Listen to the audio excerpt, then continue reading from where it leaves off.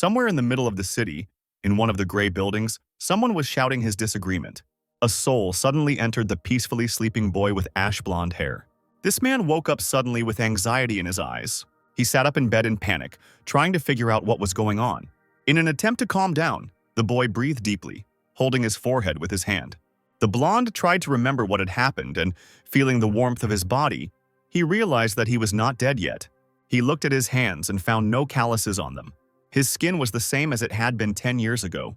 After looking around the room, the guy realized that he was in the same university dormitory where he lived many years ago. He suddenly turned around, removing the pillow that had the phone underneath. It was 4 o'clock in the evening, and its screensaver featured a long-haired blonde. Having unlocked the phone, the guy turned on the front camera and pointed it at himself.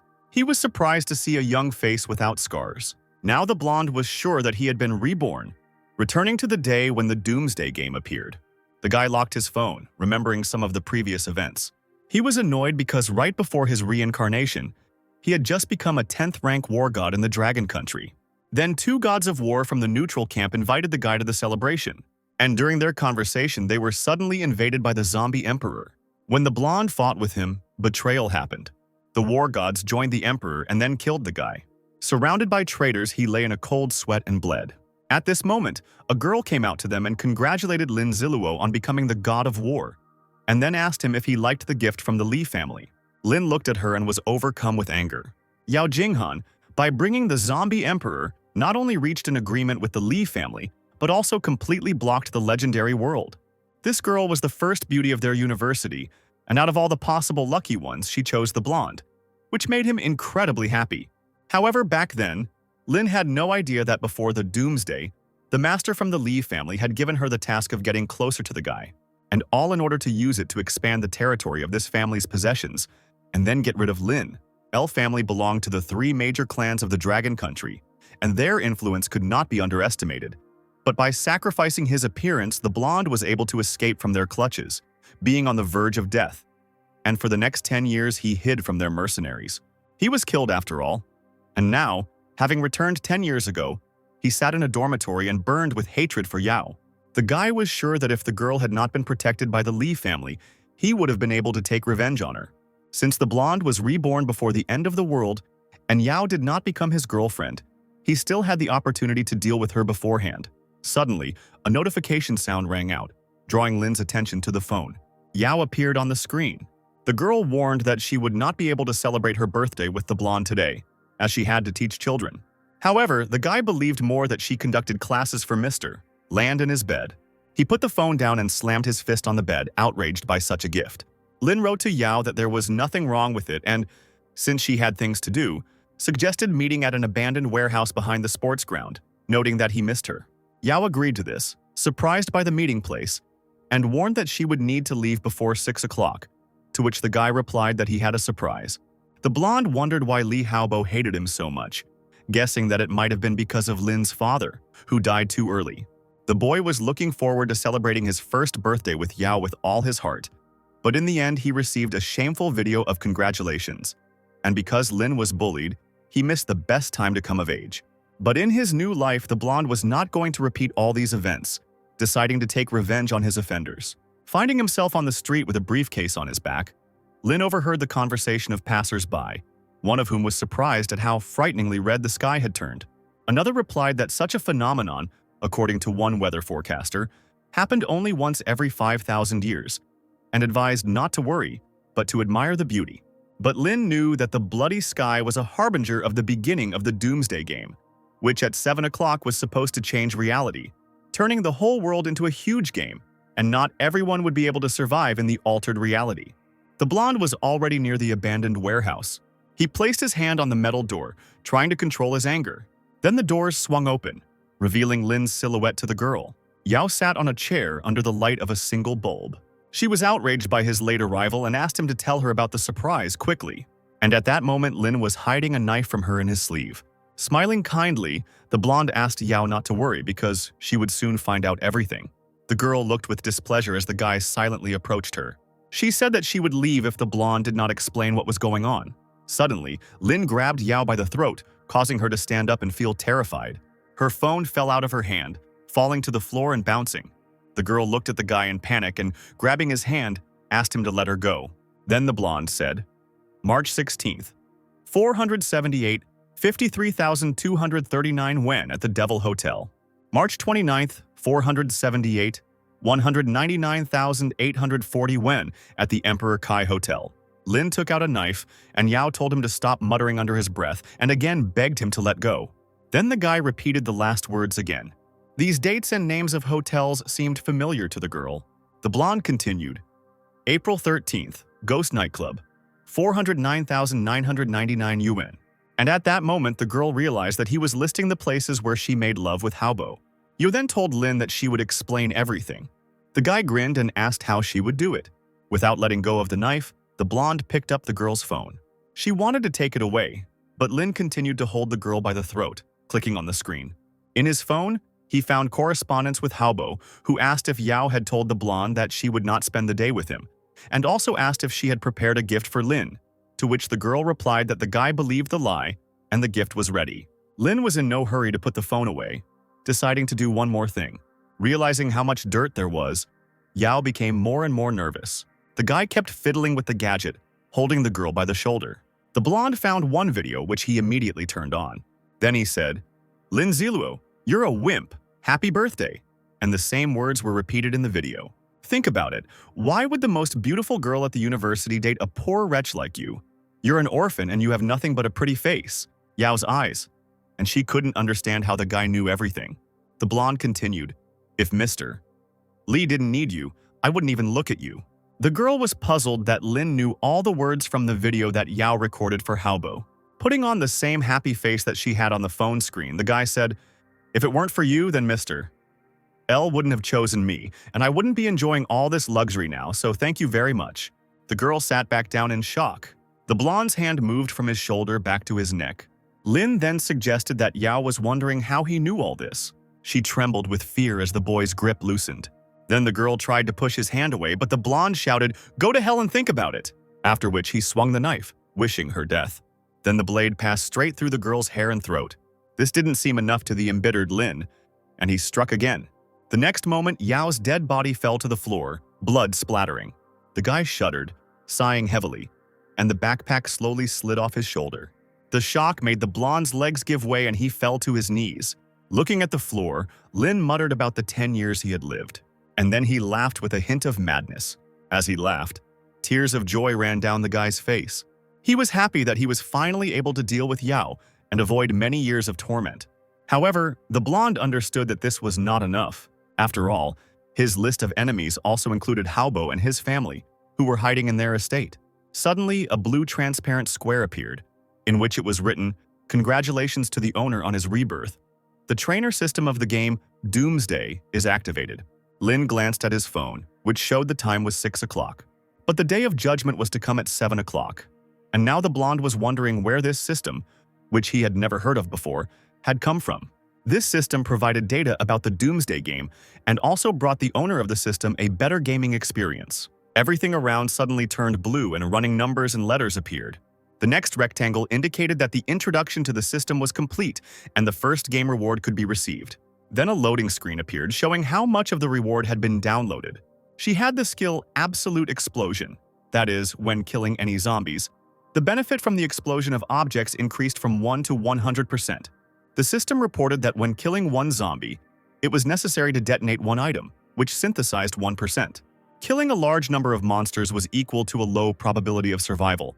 But Lin was sure that his own experience couldn't compare to all these numbers, so it sounded unconvincing. The guy wondered if this could really be trusted. He clicked on the levitating flat rectangle, and a new list appeared in front of him. It contained information about the blonde's level 0, with a note that with every 10th level, one super trainer of the system could be activated, while Lin already had Absolute Explosion, but did not have a regular trainer or any task. Seeing all his parameters, the guy was amazed. The system stated that every time the owner completed a task from it, he would receive a regular trainer in the form of a weapon, item, and other rewards. After this, the blonde became interested in whether he would be able to overthrow the L and family thanks to this system. These people could not be underestimated, because they had not only a huge number of well-trained warriors, but also secret techniques for hardening the body. So, after the Day of Judgment came, they were able to extract a lot of benefits and strengthen their power.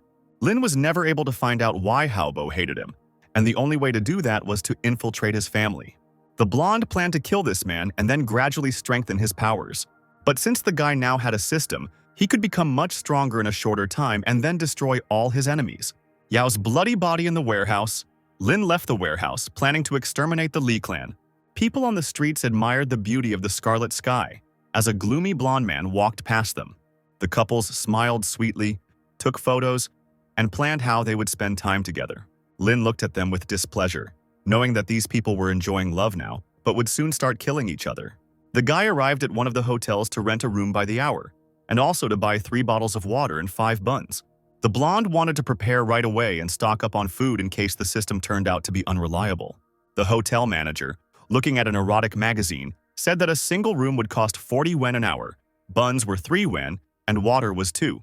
While taking out the money, Lin also asked for girl number 3 to be brought to him. Time passed, and the guy was already waiting in the room, lying on the bed. There were only 5 minutes left until 7 o'clock. Last time, girl number 3 became the main zombie boss in this area. And after she transformed, Lin killed her right there. This time, he could figure everything out faster and get the reward, while also checking the system. Approaching the door, the girl announced that she had arrived, and the blonde allowed her to enter. When she saw him, she was glad that the guy was handsome, after which, swaying her hips, she came closer to Lin. The girl sat down on the edge of the bed and asked why the blonde hadn't undressed yet. She began to take off her pink top, asking the guy to be faster because she had to serve another client. Continuing to lie calmly on the bed, Lin told the girl to go take a shower. She obeyed and went into another room, after which the guy sat down. He felt the girl smell like a zombie, as signs appeared before the end of the world, which could tell who would turn. Taking a knife out of his backpack, the blonde headed to the bathroom. Hearing his footsteps, number 3 looked at Lin, still standing with her back to him. She said she was confident that the guy should have wanted to play with her.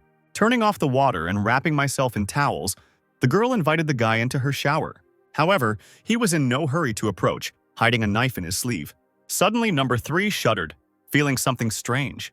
Her veins were bulging, turning black, and blood was seeping through the towel. She grabbed her head and screamed, feeling the terrible changes in her body. And Lin at that moment calmly watched the transformation of the trembling girl. Number 3's eyes became bloodshot, his teeth became fangs, and his skin turned a greenish-gray tint. She went crazy, turned into a zombie, and tried to attack the guy. However, the armed blonde, without further ado, slashed her throat with a blade, after which the girl fell heavily to the floor. She didn't move anymore, being dead. Feeling relieved at having eliminated his opponent, Lin exhaled. A blue circle suddenly appeared under his feet, and the system welcomed him to Doomsday. The game had already begun, and stopping was not possible, and all players had to develop independently. The zombies in this world had keen hearing but poor eyesight, so they could only spot moving targets. 80% of the people in this world were turned into zombies, while the rest were much luckier, and the main goal of the game was survival. And after death, it was impossible to continue the game. In order for the game process to be more successful, the system offered to familiarize itself with the rules. By killing people and animals that had turned into zombies, the player would level up and receive new items, with game experience and level being closely linked. By killing zombies, you could get equipment, items, and material resources. Information about higher levels has been omitted as unnecessary. The system explained that there were hidden opportunities everywhere that required special attention to be paid to finding. Modern technology was now useless, including communication devices, as all communication technologies created interference, but the player could keep the phone to read books and play games.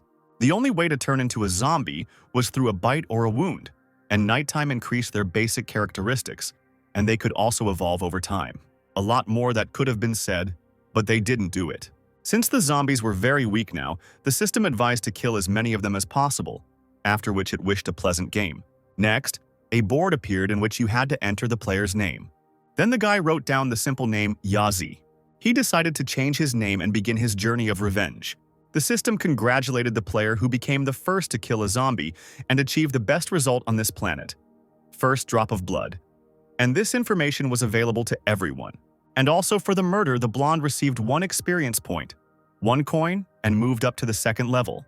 Zai was glad that he had finally achieved a result that would be published, because he had fought all his past life and even became a god of war, but he had never been rewarded like this. Around the world, Players who were running in panic from zombies were told that Ya was the first to achieve the best result. The owner of light brown hair and glasses in a red round frame, Ji Yao had just finished studying the instructions at this point. Gu Gaoji, who had just killed a zombie with a bat, became curious that someone had beaten him to it.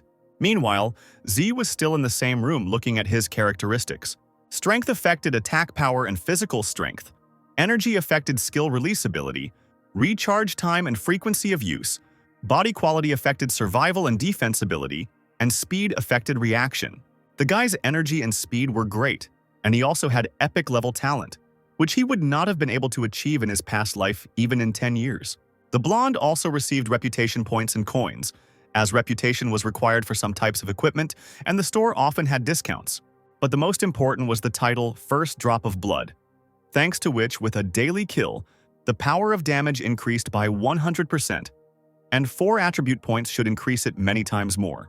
Looking into the bathroom, Z discovered one more thing. On the floor next to the corpse lay a box containing a basic level meditation pendant, which when used increased energy by 1 point and increased the speed of energy recovery by 10%. The blonde was delighted that the 100% explosion reward worked, and he immediately won the bronze equipment. The system asked not to forget about it, and to use the trainer wisely, to which the guy lifting the pendant replied that he understood everything and could not help but take advantage of such a chance. Before the 8 hours passed after which the zombies became stronger, Z decided to kill even more living dead. And he decided to start with other rooms in the hotel. That's why the blonde walked along the corridors with concentration, not letting go of the knife.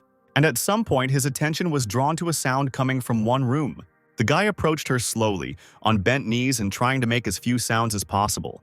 Then the guy grabbed the door handle, listening to the noise.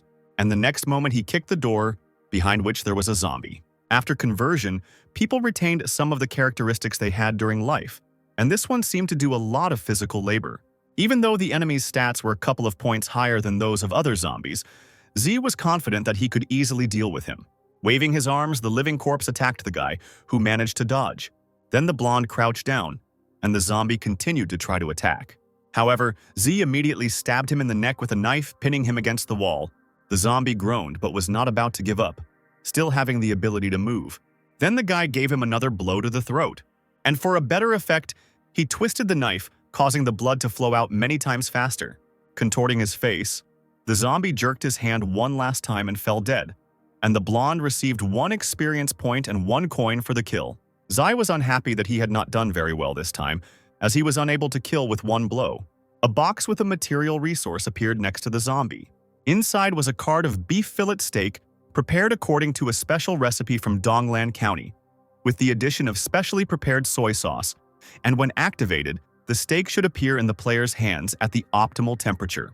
Now this material resource was valuable, but when the store opened it would only cost 100 coins. The guy opened his backpack and a board with empty squares appeared in front of him. Then he placed a steak card in one of the slots. Leaving the zombie lying in a pool of blood, the blonde entered his room. There lay the dead man's bag, in which Z began to rummage in search of something useful. He pulled out a photograph of a once happy man who had later turned into a zombie, holding his little smiling daughter in his arms. Also in the bag was a hammer with a sticker of a pink rabbit, which suggested that the deceased was a repairman. The blonde continued to examine the rooms one by one. However, he still couldn't come across a zombie. Approaching room number 206, the guy heard sounds that belonged to the living dead. Happy to have another job, Z began to break the lock with a hammer. Then he kicked the door open and said, "Open up, this is a fight against prostitution." What he saw in this room somewhat puzzled the guy. 2 zombies were on the bed, clearly engaged in obscenity. Out of embarrassment, Z even left the room, closing the door. During this time, he forgot that he was in a love hotel. Looking into the room again and annoying the living dead, the guy was surprised that, even though they had turned into zombies, they had not forgotten how to do this. The presence of the blonde man outraged the male creature, and it attacked Z. The guy jumped back, concluding out loud that he had disturbed the couple. This zombie's stats were 2 points lower than the workers.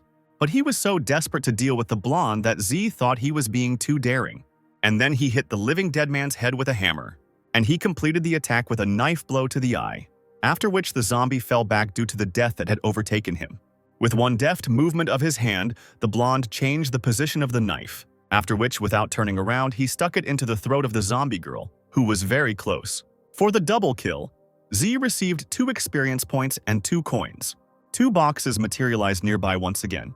Seeing the double reward, the blonde was overjoyed, realizing that the system was telling the truth about a 100% explosion.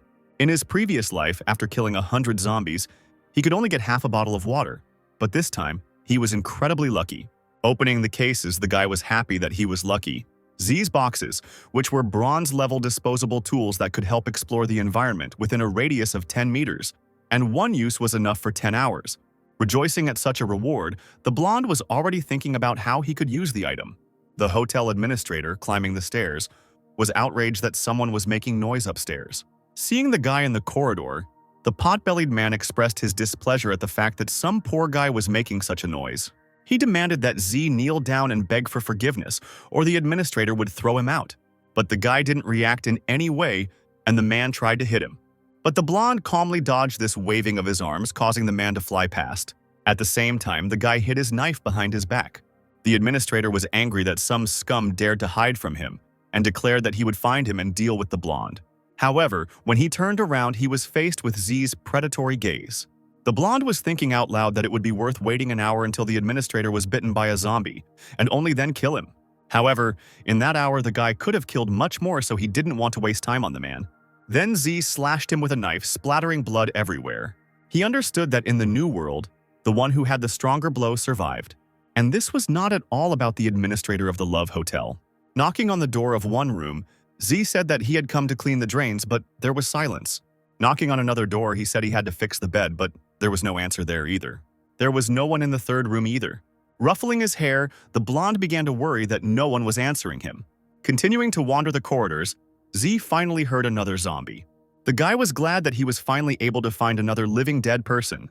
He didn't hesitate and immediately knocked down the door. There was a 2-meter-tall zombie in the room, showing the blonde his aggressive smile.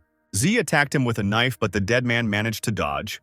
Because of this, the guy couldn't stay on his feet and fell on all fours. Although the zombie was quite large, it still had good speed. The blonde delivered his next blow with his feet, standing on his head, after which he deftly turned over, assuming a sitting position.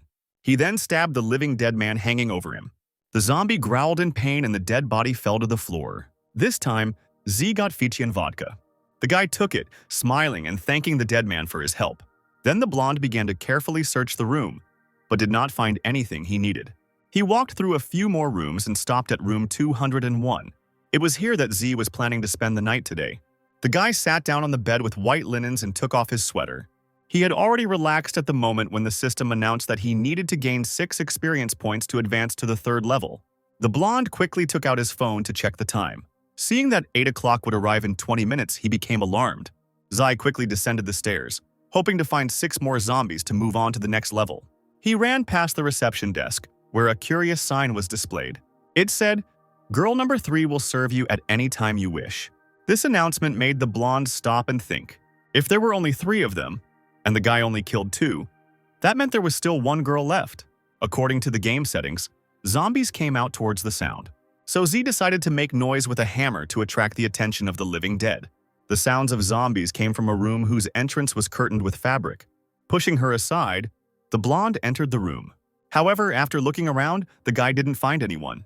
But suddenly, knocking sounds were heard from the closed hatch behind him. Z opened the small square door in the floor, indignant at how far the last girl had gotten. A pair of zombies were climbing up the wooden stairs from the basement. But at some point, the first zombie's hand slipped, and the dead man flew straight down, knocking down his girlfriend who was crawling after him. Smiling nervously, the blonde noted how hard the dead men were trying.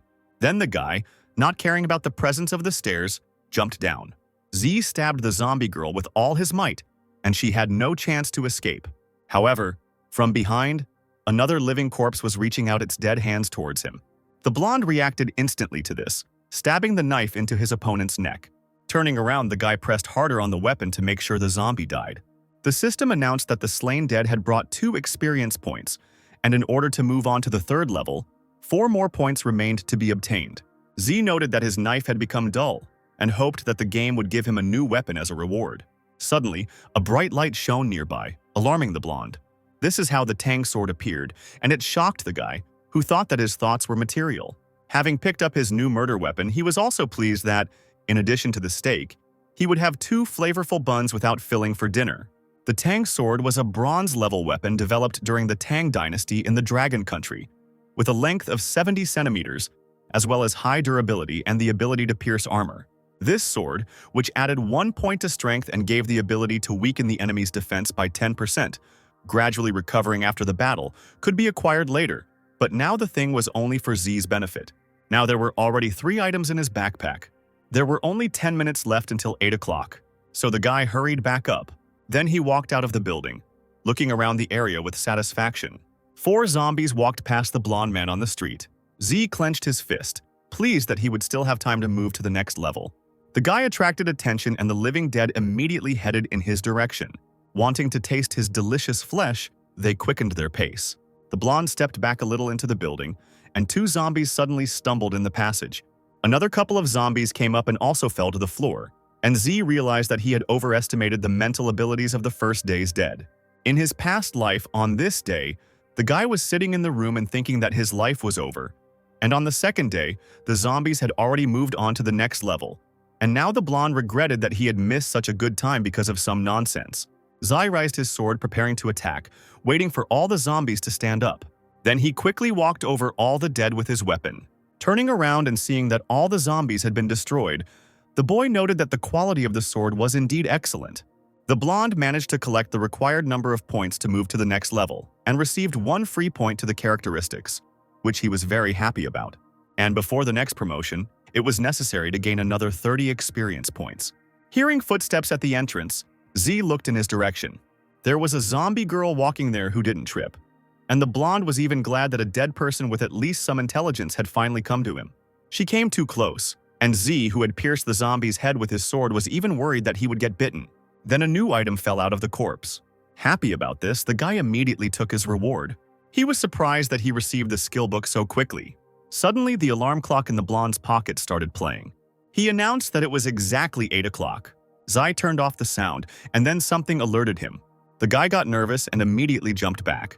And in the place where he had previously stood, a zombie suddenly appeared. It was larger and stronger than the previous ones, since at night the zombies received more different buffs. Their body characteristics increased, and it became more difficult to defeat such dead people. In front of the guy was a tall, muscular dead man with eyes burning with malice. The zombie's strength had increased to its maximum in just 1 minute, and now Z warily held his sword out in front of him. The blonde had to deal with him within the next minute. So the guy swung his sword and plunged it into his opponent's neck. However, the blade got stuck before it even reached the middle. Z tried to take out the weapon, but to no avail. The dead man's eyes widened and his mouth began to open. Fearing a bite, the blonde jumped back several times. Then he quickly took out a hammer from his backpack. Pulling his hand back with the tool, the guy shouted for the zombie to die. After this, Zichi threw the hammer straight at the dead man. The tool hit the zombie right in the head, spraying blood. While the living dead was distracted by the hammer, the guy tried to grab his sword, and the next moment he managed to pull the weapon out of his opponent's neck. The tool fell, and with it, the zombie ended up on his knees. Bleeding, the dead man stared at the blonde with his burning eyes. As the corpse began to stretch out its cold hands towards Z, its face became even more eerie. There was a zombie in front and a wall behind, so there was nowhere to run. So the blonde man, holding the sword with both hands, swung. Channeling all his power into the blow, the guy slashed the zombie in the neck.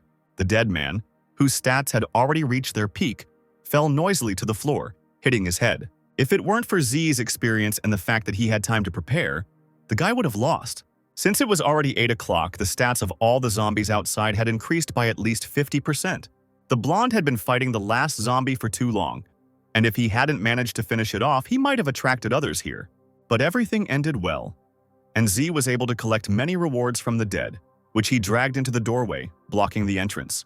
The guy was in his room 203, preparing for a long-awaited night's rest. He used the Eye of the Explorer, whose protective barrier turned red when a zombie or another person approached, warning of danger, with the help of which it was possible to accurately determine their location. Having installed the eye, Z was able to breathe a sigh of relief, after which he immediately went to the shower and washed off the dirt of today's battles. And the boxes with awards were lying on the table at this time, waiting for their time. Among them were 2 more Explorer's Eyes, a Twilight Ring, 1 liter of mineral water, and Peking Duck. In his past life, Z had to spend a lot of money to buy all this, but now he got it so easily. The bronze-level Twilight Ring was great for concealment at night, adding 1 point to speed and reducing the sense of presence by 30% at night. The guy put this decoration with a blue stone on the index finger of his right hand. Then his gaze fell on something more important. It was a skill book lying next to me on the table. The system congratulated the player on receiving this item, explaining that he could use an unlimited number of skills from this book. The blonde believed that it couldn't be otherwise, since the explosion coefficient of this object was also unlimited. Normal players from level 10 to level 80 could only obtain special skills 3 times, and Zai had seen some unfortunate people who weren't even suited to their skills. Many players in the 60s and 70s only had a skill acquired from their main profession, and the person who managed to obtain the most skills was nicknamed the Skill God, having 25 types of them. Previously, Z had mastered 10 types of skills, which was already superior to 99% of players. Opening the book, the blonde prayed to all sorts of gods that he would get the best skill with which the guy could successfully start this life. Zai was surprised to see that he had been hit with a spin attack. 120% damage was achieved when throwing the weapon, and after reaching the farthest distance or the enemy's body, the weapon returned. The flight distance of the weapon to the target and back was the same, and if it touched the enemy during the return flight, the percentage of damage was 80%, but if it encountered an obstacle, it did not return back. It was a rare skill that allowed the weapon to be returned back and increased the enemy's hit percentage, but the skill's cooldown was quite long, so the guy should increase his energy level to speed up the reload. The blonde man was looking at the book when the system asked if he wanted to learn the skill Spin Attack. The guy agreed without delay, clicking on the pop-up window, after which he immediately decided to try out the new skill. However, his stomach began to growl furiously, demanding food. It was then that Z realized that he should have eaten first. Opening the bag, the blonde took out all the food that was there. As he began his meal, he enjoyed the taste of the dishes, which were just like those in 5-star restaurants. After dinner, the guy began to clear the table. Zai collected all the trash and threw it into the trash can, after which the guy went to the window, looking at the city at night. Since he wanted revenge, he understood that he could no longer follow the game's plot as in his past life, so as not to step on the same rake. Using the system, the blonde took out paper and a pen. On the piece of paper, he wrote 2 words: warrior and magician. Then, he began to write down his knowledge about them. When a warrior leveled up, his strength and body quality increased by 1 point, and 2 points were added to any desired characteristics. When choosing the path of defense, the body quality increased. On the path of a warrior, it was necessary to increase strength. For a hired killer, it was worth increasing speed. When choosing a shooter, it was necessary to increase the probability of hitting the target, and warrior specialists could notice changes in the energy of speed. But the most important thing was to go in accordance with their real strength. When a mage leveled up, he would gain 1 point to energy and speed and 2 points to his optional stats. Most players would mainly increase energy, and if they needed to increase their body quality or strength, they could become a warrior mage. Only 1% of players belonged to the secret specialty, and the probability of activating a top-class secret specialty was very low. The blonde believed that if he could do it in his past life, then everything should work out in this one too. Unlike normal specialties, only 1% had a secret specialty, and there were even fewer players who had obtained a top-class secret specialty. After reaching level 10, a player could activate experience in the system and choose a suitable scenario for themselves.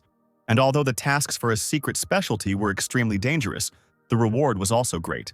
Ghost was the highest level of the assassin specialty and increased speed to the maximum, and also gave a huge percentage of enemy damage before changing the specialty when increasing the level, speed, and strength increased by 2 points, and any characteristics were increased by 3 points of choice. If Z hadn't activated this specialty in his previous life, he wouldn't have been able to hide from the Lee family for 10 years. And besides, everyone who received higher specialties would become gods of war or gods of magic in the future. As he continued to take notes on paper, the boy began to think about how he could best distribute points between the characteristics. In the end, he added 3 points to strength and 2 points to speed. The boy then tried to remember where he met the Holy Knight. He wanted to find a diamond-level sword, but he completely forgot where the item was. The impregnable estate of the L family was illuminated by the morning rays. The blue-haired guy angrily broke and threw all the objects around him. He screamed that he couldn't calm down because his plan went awry because of Yao. Jinhan. The guy was unhappy that the girl was still not there, and because of her, he was unable to finish collecting the material, and the video was not sent to Lin Ziluo on time. Haobo was even more angered by the game that had begun, and the young master's personal butler asked him to be quiet, because many of his guards were already mortally wounded, and if they were attacked by zombies again, it was unlikely that they would be able to withstand it. Then, smiling maliciously, the boy asked the man if he killed Lin, would he meet his father? At that moment, the good in the butler's head was asking whether the master had deliberately raised the young man in this way, and the evil answered that he could not be mistaken, because if the L family had only one capable heir, then this should help avoid civil strife. However, the man understood that with such a character, it would not be easy for the young master after the end of the world. Addressing Zhao Bo, the guy said that he would not calm down and asked if his father had told the butler a couple of days ago that a company of hired hunters was supposed to come to the young man. He wanted to know if the time had come when they could be sent to those two. Haobo wanted to find Yao, alive or dead, and also to drive Z to a nervous breakdown. Bo said that these mercenaries had been specially trained for the young master since childhood and were sure to be able to complete his mission. In response to this, the guy only laughed madly. At this moment, while still in the hotel room, Z sneezed. This made the blonde think that someone was remembering him again. Wiping his nose with a paper napkin and picking up his backpack, he jumped out of the window. The guy landed quite quietly among the dead on the street. Z looked around, making sure he hadn't drawn attention to himself. Then the guy pulled his sword from behind his back, and the next moment the weapon was already flying at one of the zombies to instantly deprive him of the rest of his life. Continuing to destroy the walking dead one after another, the blonde moved to the 4th level, and to get the next one, he needed to gain 40 experience points. Once again, G threw the sword, which on its way back ended up in the zombie's neck. Holding the corpse with his foot, the blonde pulled the weapon out of it. Admiring the sword, the guy was happy with how useful the acquired skill turned out to be. However, he would be truly satisfied after raising his energy level, since the recovery time of the blow was too long for him. As he collected the cases of objects, Z decided that he had killed enough for today. This time, the prizes included a clean men's shirt, spicy chicken rice, and a super accurate watch. And in one of the boxes, he found a new tool. It turned out to be a bronze-level equipment enhancement scroll. The blonde noted that he had finally come across something truly useful. The equipment after strengthening also increased in characteristics, and when using the scroll, strengthening was guaranteed, after which its quality depended on the increase or decrease in level. The guy used the enhancement on his weapon, and now the sword added 2 points of strength, had the ability to reduce the enemy's defense by 15%. With consecutive strikes, the strength increased by 10%, and after the battle, it was able to restore damage. Then Z used the trainer, revealing his personal characteristics. On the contrary, a plus sign appeared, which the guy happily clicked on. The blonde was putting items into his backpack when he was congratulated on receiving the Mask of Concealment. It was a bronze-level item that allowed you to hide your nickname, level, and other basic information for 30 minutes, and you could use it twice a day at most. Z scratched his head, looking thoughtfully at the mask, after which he finally applied it to his face. Having successfully activated, the mask began to disappear quickly. The guy lay down on the ground, leaning on his backpack, and decided to rest a little first and then continue later. He thought that if he reached level 5 today, he could go straight into battle without wasting time on quests. Quests were the best way to earn experience points, food, and equipment in Doomsday. The player only needed to find one of the many portals in the quest. There were also separate special quests where you could get a big reward. The blonde eventually decided to go straight to the Lee family's estate. Before setting off, he took a super accurate watch out of his briefcase. And then, with a smile, he put them on his left wrist. Zai was the only person walking along the road strewn with corpses. Holding his sword tightly in his hand, he walked through the empty streets, which were littered with garbage. Approaching the door of one of the houses, the guy looked at the simple lock. Then came a blow that easily cut through the metal. The blonde opened the doors and entered the room, letting in the sunlight behind him. Various things were carelessly lying on the table, and the chairs were quite far from it. Zai carefully scanned his surroundings for enemies. Suddenly, disgusting sounds of zombies were heard from one room. The guy cautiously approached the door, getting ready to enter it. But all of a sudden, dead hands tried to grab him. The blonde recoiled and at that very second cut off the zombie's limbs, after which they fell loudly to the floor. Suddenly, somewhere behind Z, he heard a blow. Turning around, he saw more zombie hands sticking out of the door, and the next moment the living dead man, groaning angrily, destroyed the obstacle. However, his journey was short-lived, because the blonde immediately finished off his enemy. Then Z entered the room from which the dead man had just tried to escape. One photograph on the windowsill caught his attention. On it was the same tanned man who had just been finished off by the blonde. And next to him on either side stood an unremarkable guy and a girl with red round glasses. The blonde froze in place, looking at the people in the photograph from afar. Dissatisfied with what was happening, the guy suddenly began to grind his teeth. And then he left the room, deciding that too many people had turned into zombies to sympathize with everyone. Z sat down on the sofa behind the table and began to examine the contents of the backpack. There was such an incredible variety of food that the blonde simply chose it at random. And then he began to actively absorb the tasty food. Having finished his meal, the guy assumed a reclining position and began to rummage through his phone. Thanks to the map, he knew that he was currently on Pingshan Street, and after lunch, Z was going to head east towards his destination, and along the way, he still needed to kill a few zombies to reach the 5th level. Having rested enough, the blonde stood up and stretched, after which he cleaned up after himself and walked through the rooms. Somewhere behind the door, Z heard the whisper of unfamiliar voices. He crouched nearby, unhappy that he had allowed himself to forget about the rats, thinking only about food. Strangers whispered about whether the blonde man had left the house. 2 of the 3 were the same people Z had seen in the photograph, while the third had a distinctive feature in the form of a bandage on his nose.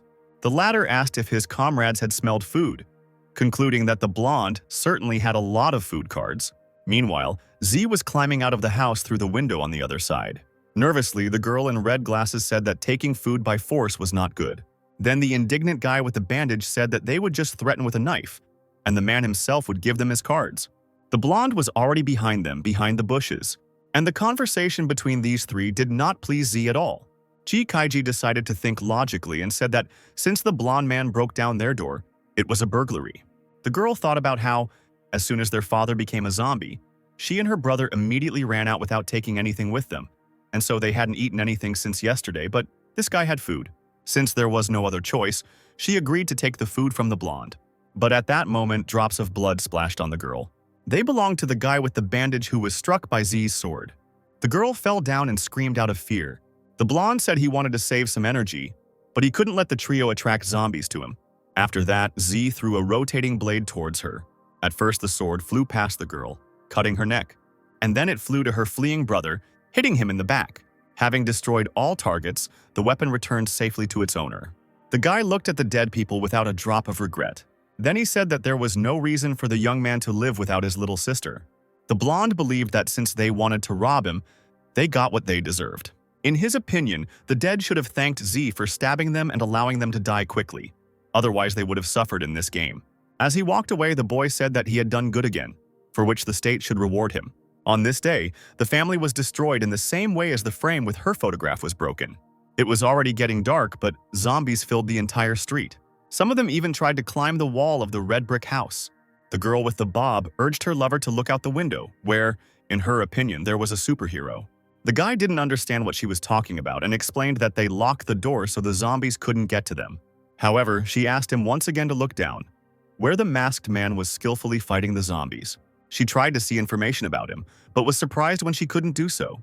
But the girl still wanted to call him as soon as possible in the hope that he would help. But her boyfriend did not support this idea, saying that in this way they would only show their location, and then a bunch of zombies would come to them. The guy also noted that this person, moreover, hid his information, which means he did not want to reveal his identity and would hardly help the couple. In another room, the girl was actively broadcasting live. Looking out the window, she immediately began to call out to the blonde. Smiling, she asked if the guy would save the poor girl. However, Z didn't care about this and didn't pay attention to the lady's cries. What was more important to him now was collecting the rewards he got from killing zombies. Faced with such indifference, the stranger became indignant and began to declare that she had 30,000 subscribers on the internet. Rich men gave her cars every day, and some simpleton in her mask ignored her, which infuriated the girl beyond belief. She decided to show what she was capable of, so she picked up a heavy flower pot. And the next moment, this object flew down straight at the guy standing with his back to the window. However, the blonde immediately sensed something was wrong. He reacted instantly, taking a couple of steps forward, after which, a pot fell from behind with a clang, breaking into many pieces. The blogger started screaming again for the guy to save her, because she was scared because there were several zombies behind the door. Unhappy that some beggar decided to play games with her, The girl said that she would become his wife if he saved her. However, Z was not at all interested in this proposal. He took out from his backpack meat with a zombie virus, which was called Zombie Seducer, because the dead people who were within 100 meters immediately ran to it. And the blonde threw this meat with a surprise into the blogger's room. Enraged, she screamed that what she needed was not food but a safe place. However, the girl became wary and turned back. The door of the room was broken down by a crowd of zombies, which made it impossible to slip past. Since the blogger was weak and didn't know how to fight, she didn't have a chance to resist the dead. All that was left of the girl was a broken phone with drops of blood on the screen. And the live broadcast continued, accompanied by various comments. This was the first lesson of the end of the world. It consisted in the fact that there was no need to ask for help from just anyone. The lonely Z calmly continued on his way, despite the corpses crawling behind him. While in the Devil's capital, he reached the sports center. It was in this building that the guy's target was supposed to be located. There were 2 hours left before nightfall, and that should have been enough for the blonde. There was a special silver-level treasure chest hidden in this sports center. Quests, robot merchants, or treasure chests appeared in significant places of the city. Treasure chests fell straight to the ground and could be opened by anyone. In order for a boss chest to appear, it was necessary to kill the main boss, and the value of such chests was higher, but they were very difficult to get, and silver chests contained silver-level equipment and weapons. When the guy entered the building, the system gave him a new task. 1 is worth 100. Zai had to show his true strength by killing 100 zombies of any level in the sports center in 24 hours. And the reward for the task was 1 simple trainer and 1 bronze-level item. The blonde was annoyed, because now most of the zombies had already moved to the 2nd level. The guy just wanted to find a chest and hide, not kill zombies. But now suddenly he came across such a building, and the blonde became interested in what would happen if he refused it. Then the system explained that there was nothing to worry about, because it was created to help the player and to ensure that he got pleasure from the process. So there was no punishment for refusing tasks or not completing them. But on the contrary, the player received 100 consolation coins. This pleased the blonde, and he accepted the task, realizing that even if he couldn't complete it, he wouldn't lose anything. As far as he remembered, the silver chest was supposed to be hidden in a warehouse on the 3rd floor. Z decided to get there by the safest route. The guy was planning to spend the night on a bed in the first aid station on the 2nd floor, where he was supposed to get by 8 o'clock, and tomorrow, he was going to continue his journey and reach the warehouse on the 3rd floor around lunchtime the next day. After finding the chest, the blonde man was about to leave the building by jumping from the outer floor. Having finished making a plan of action, Z found the right door. Then with 1 blow of his sword, he tore off the lock. Opening the door, the blonde found a zombie in the dark room. Hearing the guy, the first dead man was in no hurry to attack him. But Z immediately took decisive action. Taking a few quick steps, he plunged his sword into the enemy's head. Then, moving his hand with the weapon to the side, the guy took out a hammer. He finished off the zombie with a blow to the jaw with an instrument, after which a ball fell out of the hand of the defeated dead man. Zai sympathetically suggested that this man probably didn't think that he would come to play basketball and turn into a zombie. The boy's attention was drawn to the materializing reward. She appeared right between the body and the corpse's hand. Then the blonde pushed the dead man aside with his foot, discovering a key underneath him, which he picked up without hesitation. And as a reward for the kill, he received a flashbang grenade that released a bright light, blinding the surrounding enemies, and the duration of the blinded state depended on the sensitivity of the enemy's eyes and how long he looked at the light. Zai was delighted by this thing, deciding that tomorrow he would go to the Lee estate and try out this bronze group control weapon there, after which he quietly put the item in his backpack. Closer look at the key. The blonde realized that it fit all the doors of the center. And of course, the guy decided to use the key because the less he breaks into the door, the less zombies he will attract. Zai carefully unlocked the door and quietly opened it. And then he carefully looked around the room through the gap that had formed. There was a whole team of zombies in identical tracksuits. Trying not to attract attention to himself, the guy slipped over to the tennis table. Hiding underneath it, the blonde began to count the dead. In total, he was able to count 17 pieces.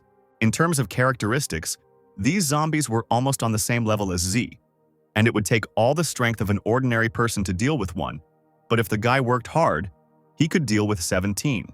The door was closed, and if the blonde had made less noise, the zombies outside shouldn't have come. Z only had 4 experience points left until his next level, so he decided to finish off the 2 first and then move on to level 5. after which he could show his martial art to the remaining 15. At that moment, a zombie passed by the guy, and he did it completely in vain. The blonde jumped out from under the table and dealt the dead man a slashing blow to the head from behind, after which the corpse fell with a crash onto the same table where the guy continued to hide. The sound was loud enough to attract the zombies' attention. They turned around to look for the source of the noise. Although there were no more sounds and the dead men's vision was weak, they were ready to attack. The next moment, the corpses rushed onto the tennis table. Still sitting in hiding, Z considered his next steps. He held his sword out in front of him and waited for the zombies to come closer. When the distance was reduced, the blonde man damaged the legs of 2 dead men at once. Then he crawled out from under the table and lay down. Pushing off with his legs, he slipped past the zombie. Once behind the corpses, the boy quickly turned around, assuming a sitting position. The third zombie headed towards Zai, but the blonde immediately dealt with it, receiving 2 points for killing a level 2 zombie. At the same time, the blonde's level increased, giving him 1 choice point for his characteristics. And before the next increase, he now needed to gain 100 experience points. Without wasting any time, Z opened the trainer. A display with characteristics appeared, where he increased his speed, after which the guy again disturbed the table by jumping on it. The remaining dead continued to gather around the man who was now taller than them. The zombie behind him was too close to the blonde. Then Z immediately turned around, kicking the corpse. While he was concentrating on fighting the dead, the door suddenly opened. An unknown blonde guy with a red bandage on his head peered out from the crack anxiously. Seeing what was happening, he took a couple of steps back and cursed. This man was indignant because he had been unlucky again. Suddenly, bodies flew through the door, leaving dents behind. Based on the outlines, the guy concluded that they were zombies, and the player in this room probably had good resources. A long time had passed, and this man was still waiting for Z at the door. He wanted to take the blonde's resources, but he could only do so if he was killed. Looking into the room, the man was sure that the player's strength was already running out, and after Z finished dealing with the dead, the stranger was going to help him go to the next world. Smiling slyly, the observer tried to figure out how to lure more zombies to the blonde. Zai continued to fight stubbornly against the dead, who never ended. Another corpse was moving towards him, and the blonde's body was already shaking from the strain. The guy was worried that the screams of these zombies only attracted even more others. Zai looked at the closed door where the dead were breaking down. It was already all cracked, as were the walls adjacent to it. The blonde didn't know how much longer this door could hold, but he tried to remain calm, preparing to kill the last zombies and retreat. While he was looking at the door, another crowd of dead people rushed at him. Once they were close, 3 zombies jumped out, intending to grab Z. However, the guy also jumped up, performing the maneuver. As a result, the corpses fell in the other direction. The blonde, having turned over, was able to land successfully on his feet. 4 zombies responded to this noise and immediately rushed towards the guy. With 1 blow, Z was able to pierce 3 dead men at the same time. Having finished with them, the guy looked at the floor, wiping the sweat from his face. Nearby, as a reward, a stamina potion appeared, after taking which 20% of strength was restored, with 5% of strength being restored every subsequent minute, and the duration of action was 5 minutes, but the freezing time after use was 30 minutes. The guy drank this potion, and it was as if he got a second wind. He threw the sword at the zombie on the other side of the table. The weapon destroyed the dead man, knocking the reward out of him. The blonde had a free minute and began to collect the cases. One of them turned out to be a rather large box, which Z opened with pleasure. Inside was a magical bracelet with spikes, which added 1 point to energy and had an additional function called Spike Attack, which consisted of summoning magical spikes from underground, and the skill recovery time was equal to a day. The guy rejoiced at his luck, amazed that the bracelet also gave him additional skills. He immediately put the item on his left wrist. At this moment, the door finally gave in to the onslaught of zombies and broke, letting the dead into the room. The guy watched as the zombie and the door fell, creating a cloud of dust. Z clenched his fist and said with a satisfied smile that the zombies had arrived just in time. The dead men rose to their feet again and headed towards the blonde. The various corpses were drooling, wanting to taste the guy, but he was not going to give in to them and pushed away from the table. As G flew over the dead, the zombies stretched out their lifeless hands towards him. In flight, he lifted his sleeve, showing the dead his bracelet. And the next moment, thorns burst out of the ground, damaging the corpses and blocking their path. The guy smiled and said that now the fun begins. Once again, spikes burst from the ground, piercing the zombies. The blonde was surprised by such a strong skill. He thought that magicians could only obtain such a skill at level 20. Suddenly, behind Z, he noticed a dead man stretching out his paws towards him. However, the dead man was unable to reach the blonde, as he was struck by the thorns. They almost injured the guy too, but he managed to react and jumped back. Having looked around the room, the blonde was amazed by the number of corpses. For killing several zombies, Z received 7 experience points, 11 coins, 2 short-range torpedo tubes, 2 explorer's eyes, and boots of strong wind. And a 24-hour freeze of the skill began, which had quite a lot of power when first used, and it had to be restored using his energy. The guy continued to collect the rest of the variety of awards. He also decided to look at the characteristics of some items. The torpedo tube allowed a short-range shot to be fired at a designated location, and the maximum firing range was 30 meters. The boots of strong wind added 1 point to physical strength and 1 point to speed, lowering the sound of footsteps. And they also had the skill super speed that lasted for 10 seconds, increasing the player's own speed by 20% with a freezing time of 1 hour. Taking this item, the blonde immediately changed his equipment. The system reported that he had successfully equipped the boots of strong wind, and his basic stats had changed to become close to those of a level 10 specialist. The guy was looking forward to the moment when he would change his specialty and his characteristics would be twice as high as those of ordinary people. Making disgusting groaning sounds, a crowd of zombies entered the room. However, Z was calm as he loaded the torpedo tube with meat containing the zombie virus, and then he fired somewhere far behind their backs. The dead felt the meat flying above them and watched it closely. When it landed, the dead immediately pounced on the meat. The blonde opened the trainer to use the super speed skill. He turned away from the zombie and began his run. The dead, hypnotized by the meat and fighting for a piece of it, did not react at all to the man running away from them. Having run far enough and found himself near the stairs, Z stopped to catch his breath. The blonde looked at the clock, which showed exactly 7 in the evening. He decided that it was no longer worth killing zombies and was going to find a place to rest and think about what to do in the morning. The guy went up to the 2nd floor and started looking for the first aid station. Having found the right door, he pulled the handle, but it did not budge and did not open. Then Z began to rummage through his pockets in search of the key. Having taken it out, the guy stuck the key into the keyhole and tried to turn it. There was a click that made the blonde nervous. He began to think about how it was 7 o'clock when the world ended and the sports center was not yet closed, and the medical center was usually locked after closing. This meant that the door was locked after the end of the world had already occurred. Having calmed down a little, the blonde took the key out of the keyhole. Zai opened the door. He hoped that whoever was inside would be honest with him. He stood like that for a few seconds looking around the room. Then the guy finally entered the room. The blonde turned around and closed the door behind him.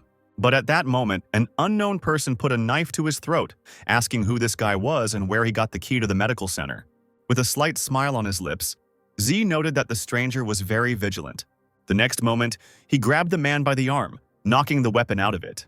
And then he explained that the player had messed with the wrong person. Zai kicked the knife and caught it, and a moment later he was already behind the stranger, twisting his arm. The player began to scream in pain, and then the blonde man shoved a crumpled cloth into his mouth. When the stranger calmed down, the guy opened his backpack. From there, Z took out a blanket with white polka dots. He covered all the windows in the room with similar blankets, and then asked to turn on the lights, to which one of the people present said that in that case they would attract zombies. And Z explained that he had already closed all the windows. The girl, of course, did not want to do this, but she still turned on the light in response to the guy's aggressive tone. Now in the illuminated room, one could also see a female doctor, a nurse, and 2 repairmen. The angry player who held the knife to the blonde's throat, after removing the rag from his mouth, said that the man had been attacked by many zombies and still had not died, and admitted that he wanted to wait until he died and take advantage of the opportunity. Zai told him that he had seen this look many times before and asked why he made such crazy eyes. Squatting down in front of him, the blonde advised that when the end of the world comes, one should never look at other people with hatred. Zai explained that they could kill for something like this, and then cut the player's throat with his own knife. Seeing such a picture, the shocked people became agitated. Zai saw another knife fall out of the guy's sleeve. The blonde concluded that this guy was well prepared, and if he hadn't killed him, he himself would have died at the hands of others. Feeling awkward, the boy told those around him not to think anything bad about him because he was a good person. But the people just stood there in amazement and silence, thinking that compared to this guy they were saints. Then, nervously, Z explained that they themselves saw how this guy tried to provoke him, so the blonde had to do it. And since the player was for common sense, he said that nothing bad would happen to the others if they treated him normally and trusted the guy. Then the doctor took a few steps towards him. She stood unsteadily, adjusting the sleeves of her medical gown. Then she said that they all saw how the guy was actually provoked to such an action. And then she clarified this with those present, who agreed with the girl's words. Then the blonde sighed calmly, satisfied with their answer. He thought that the battle in the ping-pong hall had gone wrong today, but if things had gone a little differently, he would have definitely completed the mission. Zai sat down on a chair and, yawning, told the people to remove the corpse from here and wipe away the blood. Afraid of the guy, they obediently agreed to carry out his words. The men wrapped the dead man in a sheet and began to carry him away, while the girls stubbornly washed the blood off the floor. The blonde watched the long-haired nurse, and it seemed to him that he had seen her somewhere before. In the game, her name was Zhang Yesui. She had no title, and her level was 0. Having learned her name, the guy remembered where he knew the girl from. In his past life, after the end of the world, he had already seen her when she had the specialty of a healer. Then the blonde was wounded and bleeding. He asked her to help, promising to do anything for the girl.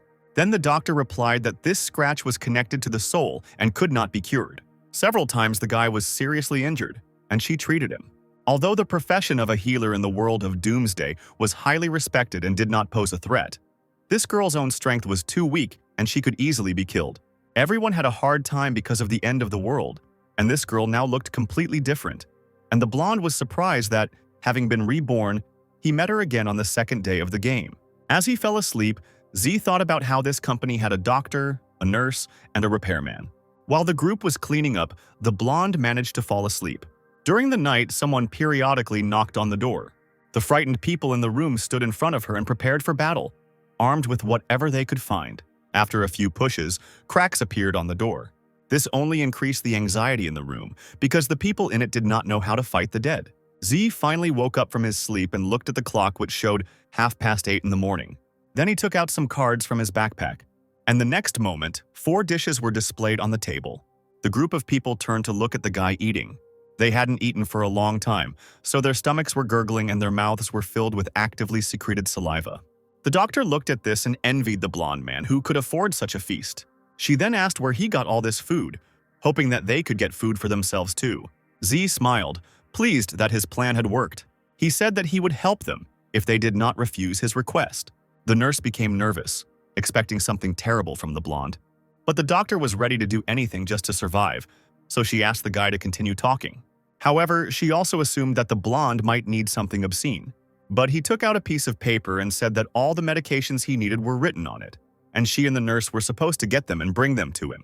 Zhang was a little surprised and even asked if Z really wanted them to help him find medicine. The guy confirmed this, not understanding what was wrong, and the doctor considered him too strange. Then she said that everything was fine and agreed to help the blonde. Z gave the repairman a list of items he needed and asked them to make them that night, saying that he would leave at 6 o'clock the next morning so they would get as much food as they could make, which the men also agreed to. The blonde took out some cards and explained that they could use these items. Then he went into another room, saying that he would go to sleep. This place was too close to the door, where zombies were constantly wandering around and preventing him from sleeping. He sat down on the bed and, for safety reasons, activated the researcher's eye around him. Digging through his backpack, he admired the considerable number of items in it. Looking through his information, he found out that he had 22 experience points left until the next level, and to complete the task he needed to kill 55 more zombies. Yawning, Z thought that he still had time to commit so many murders because, after waking up, he should have another 6 hours left. The guy finally lay down on the bed and fell asleep. Finally, morning came, and Z returned to the room where everyone else was. The repairmen and medical workers had not slept all night to complete the blonde man's tasks, so they looked very tired and sick. Seeing many of the necessary items, Z said that they had done a good job. Zhang then woke up the dozing nurse, who became somewhat alarmed when the doctor touched her. The boy informed the group that they would not have to fight and gave them 1 card each, considering it a reasonable price, as it should be enough to last them through the day. People who had been starving for a long time were overjoyed at such a reward. Zhang was even surprised that the blonde kept his word, because she thought that he would simply kill them and take all the things that the group found and made. And now the doctor felt joy also because Tsu turned out to be not as cruel as she considered him. Taking back his items, the blonde said that they had simply made a good deal. He was about to just leave calmly, but he froze in confusion when Zhang asked how to use the cards. The guy forgot that this game didn't even have an introductory tutorial, and in his past life, he himself had learned to open his own warehouse for several days. Z decided to do the girl a favor and demonstrate how the cards work. The blonde took one of them and poked his finger at it. In an instant, delicious food materialized on the table. The pleased guy sat on a chair and listened to the doctor's gratitude. Then the nurse, doctor, and repairman took the cards that the blonde man gave them and activated them as he showed. Several dishes appeared on the table, and people sat down at it, began to eat. And the nurse even cried with happiness. Watching the group and drinking cola, Z thought that it was worth warning Zhang, because in her past life she had helped the guy out many times. And if he could establish a relationship with her now, then it would be much easier to complete the game. The blonde man told the people that they had to leave the center at about 12 o'clock. After that, he walked over to the switch and made the light dim. Zai went to each window and took down the curtains, thinking that by the specified time he had to manage to destroy all the zombies in this building. Having collected the much-needed fabric and put it in his warehouse, he headed towards the exit. But before he left, he said the group had not wasted any time. Zhang, worried about the guy, hesitantly said that it was dangerous outside because zombies were wandering everywhere. To which Z replied, "You better worry about yourself." He quietly opened the door and walked out, and the girl just watched the guy go. A crowd of dead people was waiting for him in the corridor, and they did not react in any way to the appearance of a man. The blonde didn't hesitate and immediately rushed into battle. With one simple blow to the neck, he killed the zombie, receiving a fishing rod as a reward. To avoid attracting the attention of other zombies, he held the dead man and carefully placed him on the floor. In this way, he destroyed one corpse after another. Having finished with them, Z walked on in a relaxed manner, not at all tired from cutting up the dead. Walking through the corridors of the center, he suddenly heard a zombie in the men's room. Holding his sword at the ready, he flew into the room. And then, shocked, he cursed when he saw the dead man without pants. The corpse itself was surprised by this outcome. There was a pause during which Z and the bare-ass zombie looked at each other. She was interrupted by a dead man who suddenly decided to attack the man. He stretched out his cold little hands and rushed forward. However, the lowered pants stopped the dead man, causing him to fall to the floor. The satisfied man towered over the zombie, feeling superior. Zai suggested that they fight as usual, since it was too easy to defeat a dead man whose pants were in the way. And then the guy, not giving the corpse a chance, pierced it with his sword. The blonde crouched down next to the zombie and lifted it up, examining it. He walked around the room and looked at the sink where the zombie's fallen eye lay. As he left, Z thought that there were very few people who survived in this center, and their characteristics were poor, while the zombies, after being converted, had their characteristics increased. So for ordinary players, it was a real nightmare. Suddenly, suspicious sounds were heard in the women's restroom. They caught the guy's attention, causing him to move closer to the door. He was nervous, trying to convince himself that there could hardly be living people in this room. The blonde was embarrassed by the fact that he would have to enter the women's restroom for the sake of the task. Z gathered his strength and, closing his eyes, opened the door. Overcoming his anxiety, he walked into the room and opened his eyes. Looking around, the blonde saw only closed booths and no signs of living people. However, there were definitely two zombies in one of the booths. The guy walked up to the right door and destroyed it with his sword. And then he saw another dead man pressing himself against the zombie girl from behind. Zai was shocked at how this game was becoming more and more interesting. The disgruntled corpses began to growl at the guy who interrupted them for fun. And the next moment they tried to attack the blonde at the same time, but he dodged their hands. Then the couple of dead men decided to leave the booth, but there was a tin can in front of them. Stepping on it, the zombie girl lost her balance and began to fall on her partner. But he too was unable to catch his girlfriend, causing them to fall together onto Z's outstretched blade. Such a stupid situation raised many questions in the blonde, who looked at the dead people who hung on his sword like shish kebab. He put his hand in his pocket to get his phone, after which he began actively photographing corpses, concluding that zombies looked like ordinary people and nothing changed except their brains, while these, in complete chaos, did not forget to indulge in human passions. The guy looked at the dead men more closely and remembered that he had already seen them. It was a zombie couple that was first seen at the sports complex. They were inseparable and understood each other without words, and their strength was so high that together they could confront the god of war or the zombie king. Zai never thought that on the third day of his new life he would get rid of such a famous couple. For killing them, the blonde received a fusion stone as a reward. It was a one-time use item that allowed two bronze-level items of the same type to be fused together, resulting in a new item with a higher silver level. The guy chuckled contentedly as he took his reward. Having cleared the room and received the reward, the blonde was already about to leave. But suddenly he decided to look back. Z's attention was drawn to the blue glow in the middle booth. Keeping his sword at the ready, the boy carefully approached the door. Behind it was a bronze-level chest levitating above the magic circle, which made the blonde incredibly happy. For such a find, the guy received an additional 10 points, and to open the chest he had to spend 30 seconds. Zai waited the required amount of time without any problem. Then a card appeared in front of him with an ordinary-looking green apple. Taking it in his hands, the blonde hoped that this fruit added strength or speed. As it turned out, the chest contained a bronze stat fruit, or immortal fruit, which was a rare item that could permanently increase basic stats. The information about the increase in characteristics raised the guy's spirits. Without thinking twice, Z began to wash the apple in the sink, after which he immediately took a small bite of the fruit. He chewed the pulp thoroughly, trying to better taste the apple.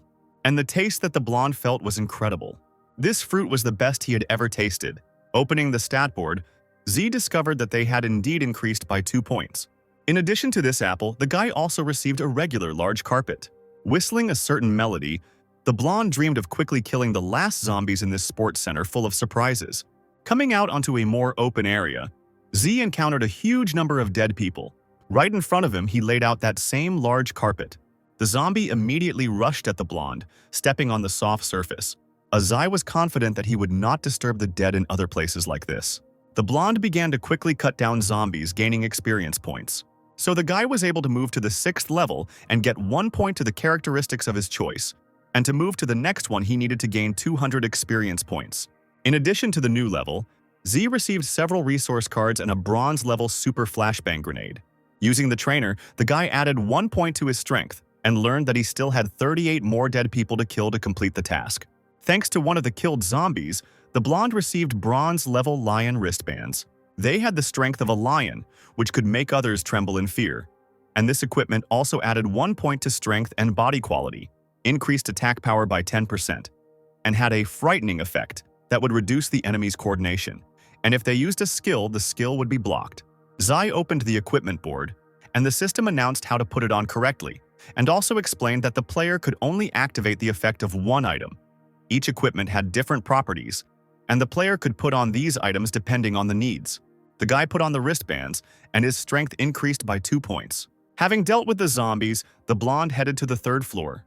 He sipped a drink from a plastic cup through a straw as he opened the door. Z looked around the room and didn't like the picture he saw.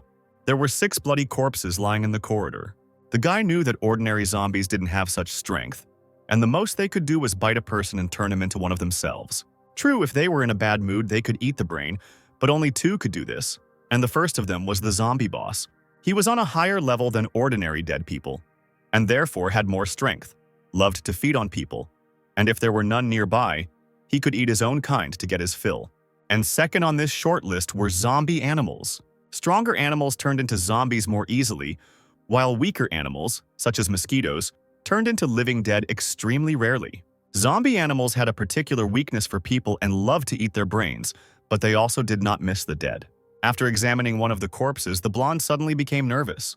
There were many scratches on the dead body, which suggested that a zombie cat had been there. The blonde hated them, because they had high sensitivity and excellent hearing. So this creature knew for sure that Z was here. The guy wanted to see if this cat wanted to attack from behind or directly. He listened, trying to determine the location of his enemy so he could strike first. Zai felt that the cat must have appeared from somewhere behind. And indeed, a zombie animal quietly crept up from behind. The cat tried to attack, but the blonde managed to dodge. And the next moment, he threw his sword at the creature. A zombie cat with sharp claws, whose body would turn into a ghost state when attacking, was a boss, as it had an additional property in its name. This boss had excellent abilities and surpassed Zai in speed and strength, and also had the ability to terrify people with just a glance, causing the enemy's main stats to decrease by 20%, affecting their combat strength. Because of the animal's talent, the speed of wound healing decreased, and the bleeding time, on the contrary, increased. So if the cat had injured the guy's hand, it would have taken a long time to recover. Considering these facts, the blonde was going to kill the cat using his rich combat experience. He smiled slyly, looking straight into the eyes of the beast, which was hissing at him. At this moment, Z received a task called Revenge on the Zombie Cats. Cats with special talents were frequent guests on the 3rd floor of the sports center, as people who loved to feed the furry creatures came there every day. However, after the onset of Judgment Day, Animals infected with the zombie virus immediately began to kill people, and their sharp claws dug into the skin of the victim, who died in agony. For killing the beast, the reward was 100 reputation points, 200 coins, 100 experience points, and 1 bronze item. 8 hours were given to complete the task, and for failing it or refusing it, there was a penalty in the form of a decrease to the first level and a decrease in all characteristics by 1 point. The trainer system stated that it would optimize related questions related to the task. After a few moments, the loading bar finally reached 100%, and then windows appeared notifying that the time for completing the task had increased to 24 hours, and there was no penalty for failure to complete it. And at that moment, it dawned on the blonde that he could complete the tasks an infinite number of times. In his past life, all the tasks he completed were of a high level of difficulty, and it didn't matter whether Z lost or refused, the game severely penalized him. Only 1% of players found the quests easy, but when they encountered a bronze-tier boss, only a few were able to win, and the reward for completing it was 50 coins. Although the blonde thought that it would be better if they didn't exist at all. Now, this task of killing a cat brought a big reward, and also did not carry a penalty for failure to complete it. Without a moment's hesitation, the guy accepted the assignment. Zai stood calmly in front of the animal, which did not even try to attack. The cat sat peacefully and licked its fur. The guy knew that if he fell for the boss's provocation, he could lose, so he decided to wait for the zombie to attack first. The cat was surprised when Z simply sat down nearby. He took out his phone and started reading the manhwa. At some point, the blonde laughed casually at the contents. His indifference angered the cat, who was unable to deceive Z. She took a step and pushed off the floor. The next moment, the dead beast was already flying towards the blonde, releasing its claws. During the flight, the creature wished death on the man. It tried to scratch Z, but the guy managed to dodge. He held one of his cards behind his back. The guy used it, and a sword immediately appeared in his hand. The cat bared its teeth and, turning to Z, clicked its claws on the floor. The animal then jumped, making a loud meow. The beast failed to grab the blonde man with its paws. He raised his sword, intending to attack the cat standing with its back to him, but it did not escape her attention. The creature grinned slyly, guessing what the enemy would do next. The guy swung his sword and the cat dodged, saying, "You treacherous man! Didn't you expect me to know everything in advance?" However, the blonde was not as simple as she thought. He thrust his sword forward and struck again.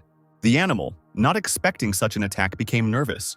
The beast failed to escape injury, causing him to say that Z should not expect mercy from him.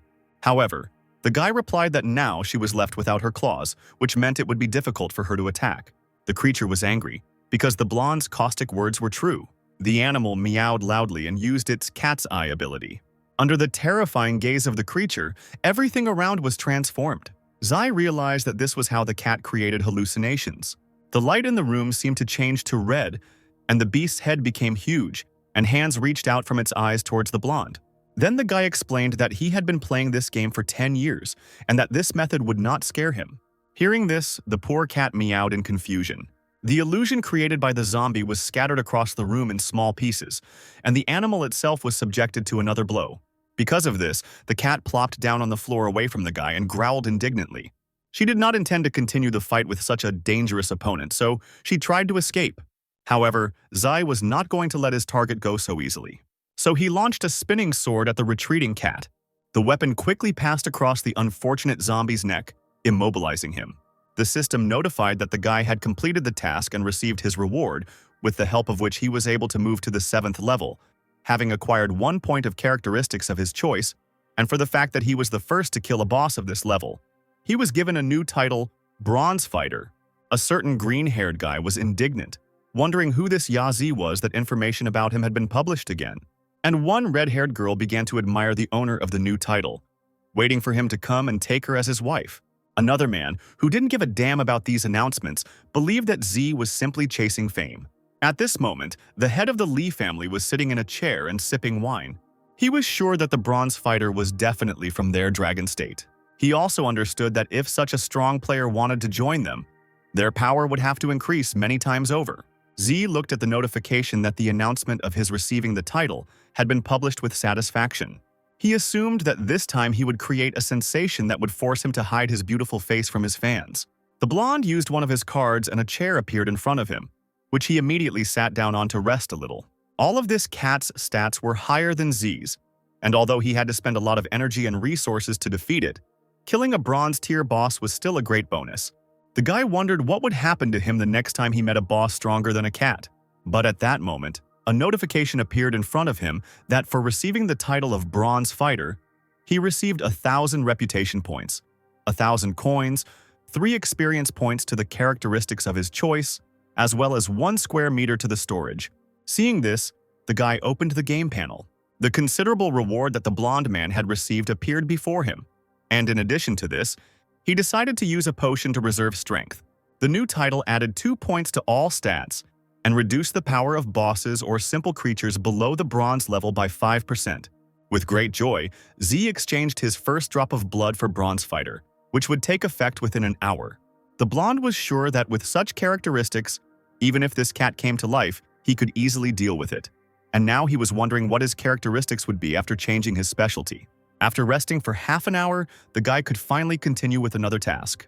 A box suddenly appeared above the defeated boss, forcing Z to come closer. Inside was a forge of zombie cats, with the help of which it was possible to summon the corresponding animal and control it in battle for half an hour.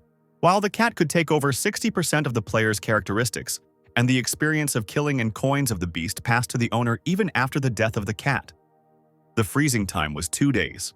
Zai was incredibly happy that he now had an eternal assistant.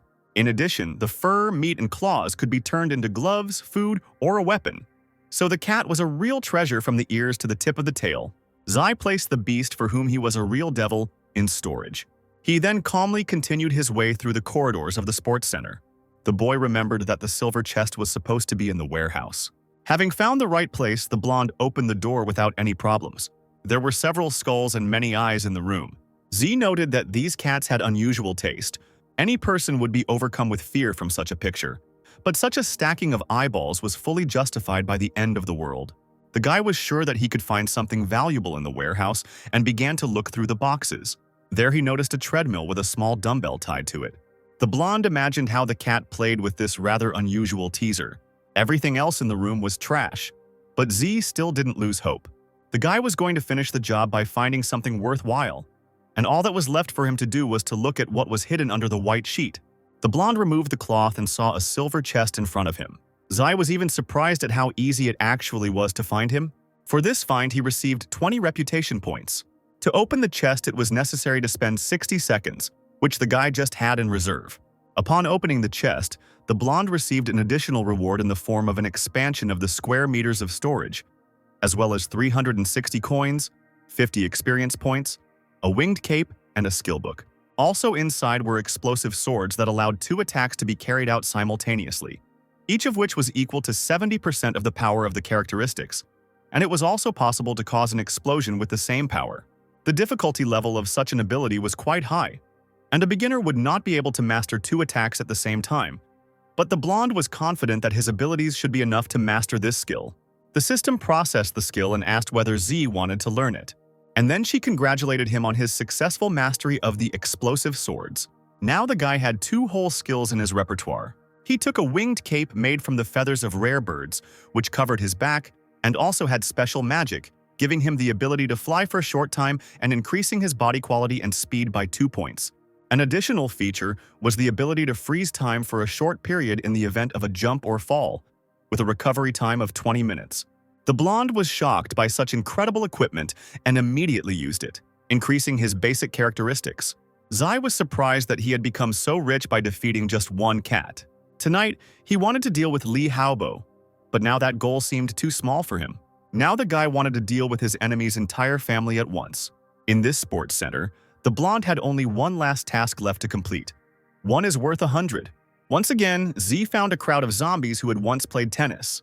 Leaning against the door, the guy knocked on the wood. The zombies immediately all turned towards the source of the sound.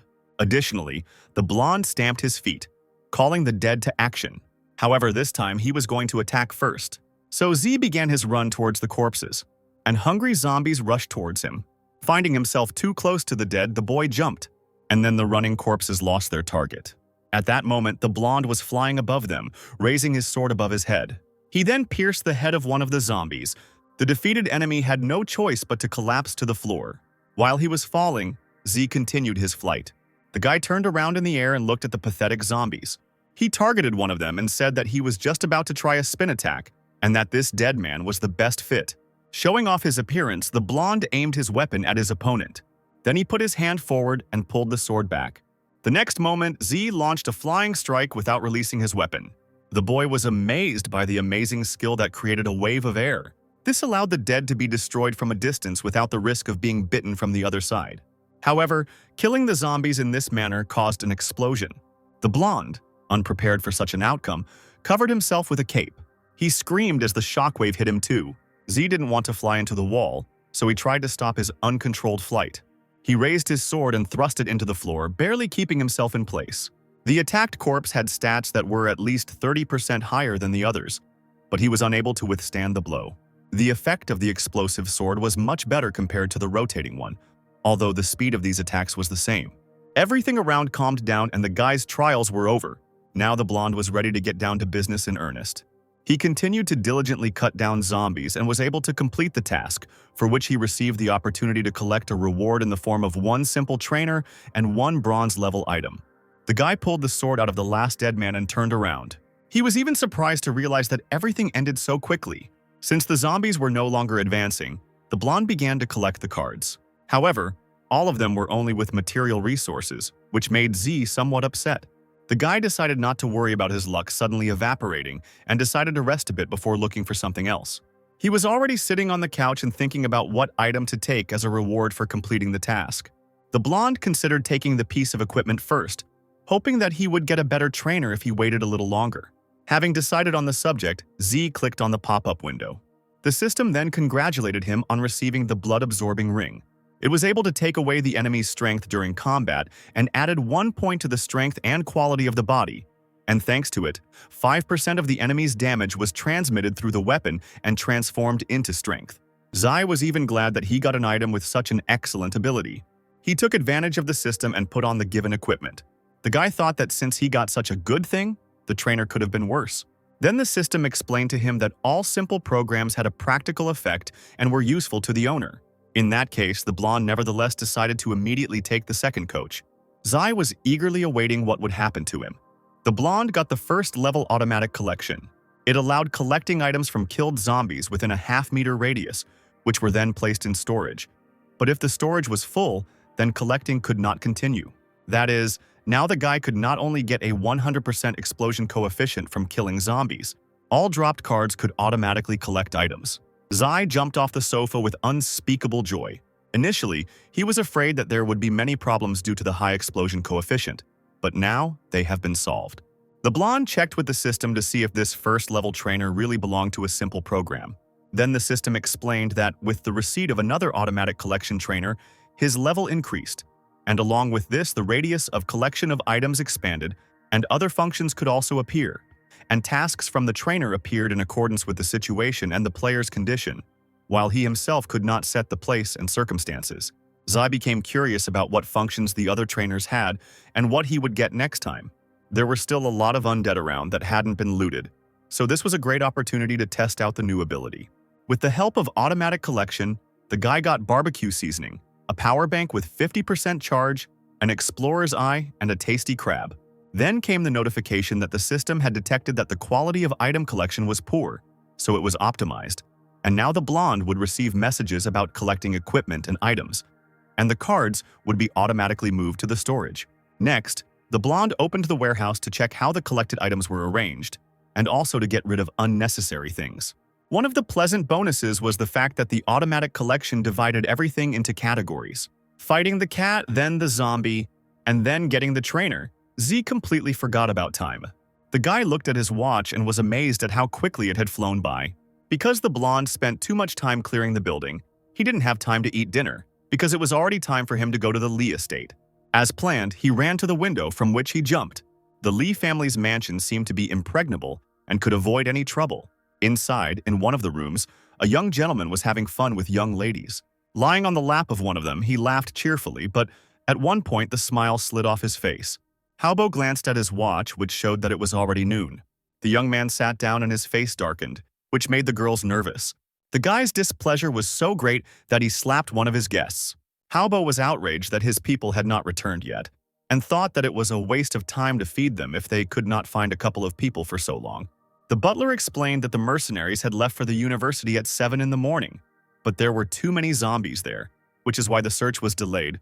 But this fact only made the guy even more angry. Now he was outraged that he didn't get experience points for killing the dead. Halbo hoped that the promotion in the game would strengthen his body, so he dealt the final blow to the zombies that his guards had previously dealt with, but he received too little experience for this. The butler and the young master were suddenly attracted by the sound of the door opening. The silhouette of a well-known man stood in the doorway. It was Uncle Rong, whom Halbo asked if he had found the orphan boy and girl. Before answering, the man came closer and threw a black bag on the floor. Then he reported that he had found the girl, but the guy had disappeared somewhere. The impatient young man, dissatisfied that the girl dared to hide from him, asked where his uncle found her and demanded that she come to him immediately. But Rong explained that the girl had been killed, but she was in the bag. The man's words seemed crazy to Halbo, and he certainly didn't expect to hear them. Uncle said that according to the master's instructions, they found the roommate and then Yao Jinghan herself in the university warehouse. To prove his words, Zhang unzipped the bag, which indeed contained the bloody body of the girl he was looking for. My uncle said that she was killed and put into a barrel, inside of which were men's clothes soaked in blood. He also explained that before her death, the girl was severely tortured, and the blows were inflicted on painful points. Rong reported that the killer apparently had a good understanding of acupuncture points and used a special technique to stab the knife into the most painful spots, grinding Yao's muscles into mincemeat, and Halbo ran to vomit after hearing these words. Smiling, the man said that this man was a master of torture, and even the most brutal killer could not have done it so perfectly. The uncle assumed that the girl was killed out of revenge, and that the killer perhaps wanted to deal with the young master as well. The guy was surprised because Yao was the most beautiful girl in the university, and it was unlikely that she could date such trash. While fixated on the word trash, Halbo suddenly thought of Lin Ziluo. However, the young man doubted that this guy could have such skills because he was a complete orphan and could not do something like that. Halbo said that he hadn't managed to send him the video he had prepared for him, so Ziluo couldn't know that Yao was going to frame him. So Rong asked if the gentleman was talking about Lin Jian's son. The boy confirmed this, and the uncle agreed with Halbo's thoughts, but explained that Ziluo could have helped, and if he was really capable of doing this, he posed a great threat. Moreover, even 100 warriors would not be enough to confront such a person, so the Li family needed more security. Halbo was surprised that the man was short of people, because he was one of the top 10 mercenaries in the Dragon State, and moreover, he had an excellent team of assassins. Fearing for his life, the young master demanded that Rong recruit more people, even from those who had just begun training, and his uncle replied that he would do everything for the sake of the family. He was truly ready to even sacrifice his life to protect his loved ones. Meanwhile, Z continued to destroy zombies on his way to the Li estate. He even managed to move to the 8th level, although he thought that he would do this no earlier than the 4th day. Since the guy was leveling up so quickly, there was no longer any need for him to fight in quests. Not wanting to stop, the blonde grabbed a chocolate bar for a snack, and thanks to his haste, Z quickly found himself at the gates of the estate of those whom he hated with all his soul. He asked himself whether Halbo was ready to pay for all the pain he had caused the guy in his past life. By the time the blonde arrived, the mansion was completely filled with guards. They patrolled the area in groups of 6, and all these people couldn't notice the guy who was hiding in the tree. Zai waited for the moment when the guards were far enough away that he could jump down without revealing himself. When there was no one else around, the blonde finally descended to the ground, finding himself among the bushes.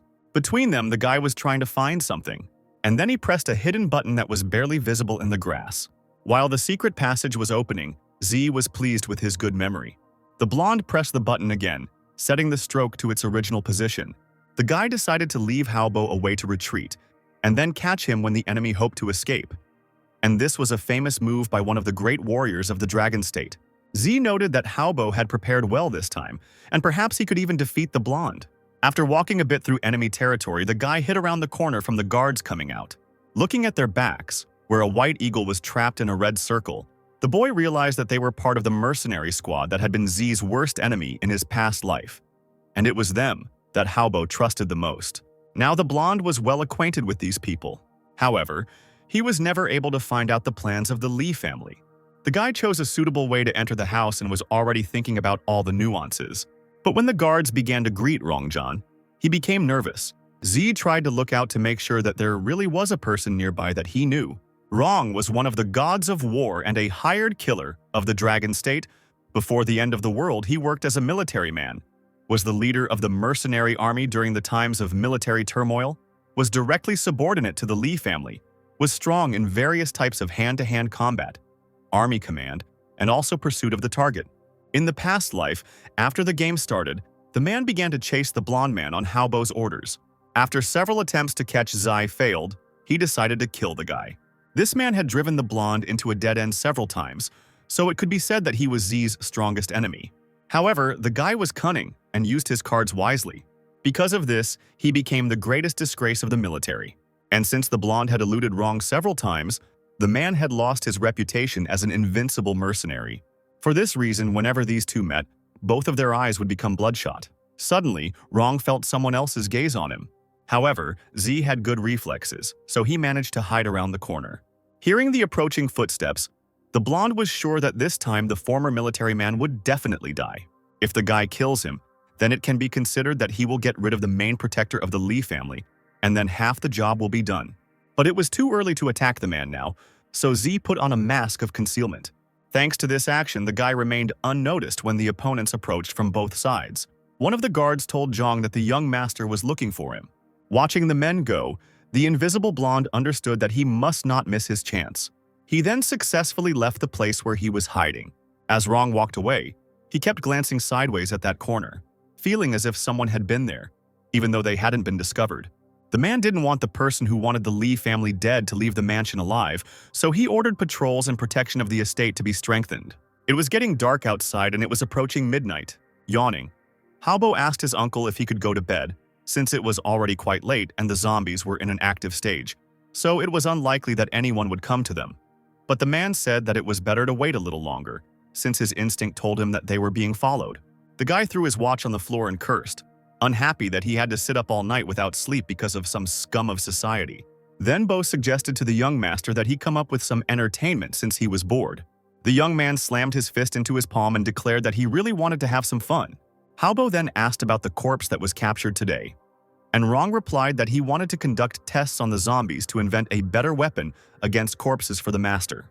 Then the guy said that there were already enough dead people, so he asked to give this one for the young man's games, but the man was in no hurry to agree, as he was afraid that this zombie could harm Haobo.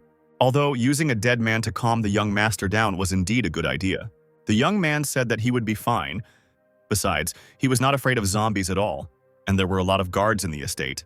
Finally, Rong ordered one of his subordinates to bring in today's dead man.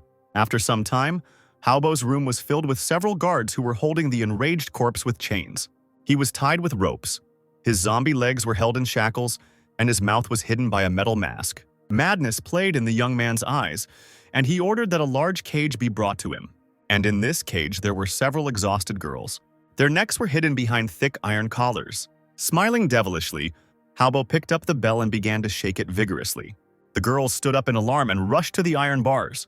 Then the young gentleman put down the bell and said that he was bored, as he had been playing with the same girls for several months, and he was getting pretty tired of them. The guy wanted to get new toys, but he also found a use for these girls, deciding that their time had come to pay for feeding and watering them. He stood up and, shuffling his white slippers on the floor, walked closer to the cage. Haobo then ordered the zombies' shackles to be removed and he was thrown into the cage. Like a madman, he declared that he wanted to watch the dead man eat them. Some of the guards were surprised by the guy's perverted desire, but still remained silent. Others happily volunteered to carry out the order, as they themselves loved to do such things. The young gentleman gave one of those who volunteered the key to the cage. The guard immediately hurried to open the door with the unfortunate girls. The same guard holding onto the chain approached the zombie.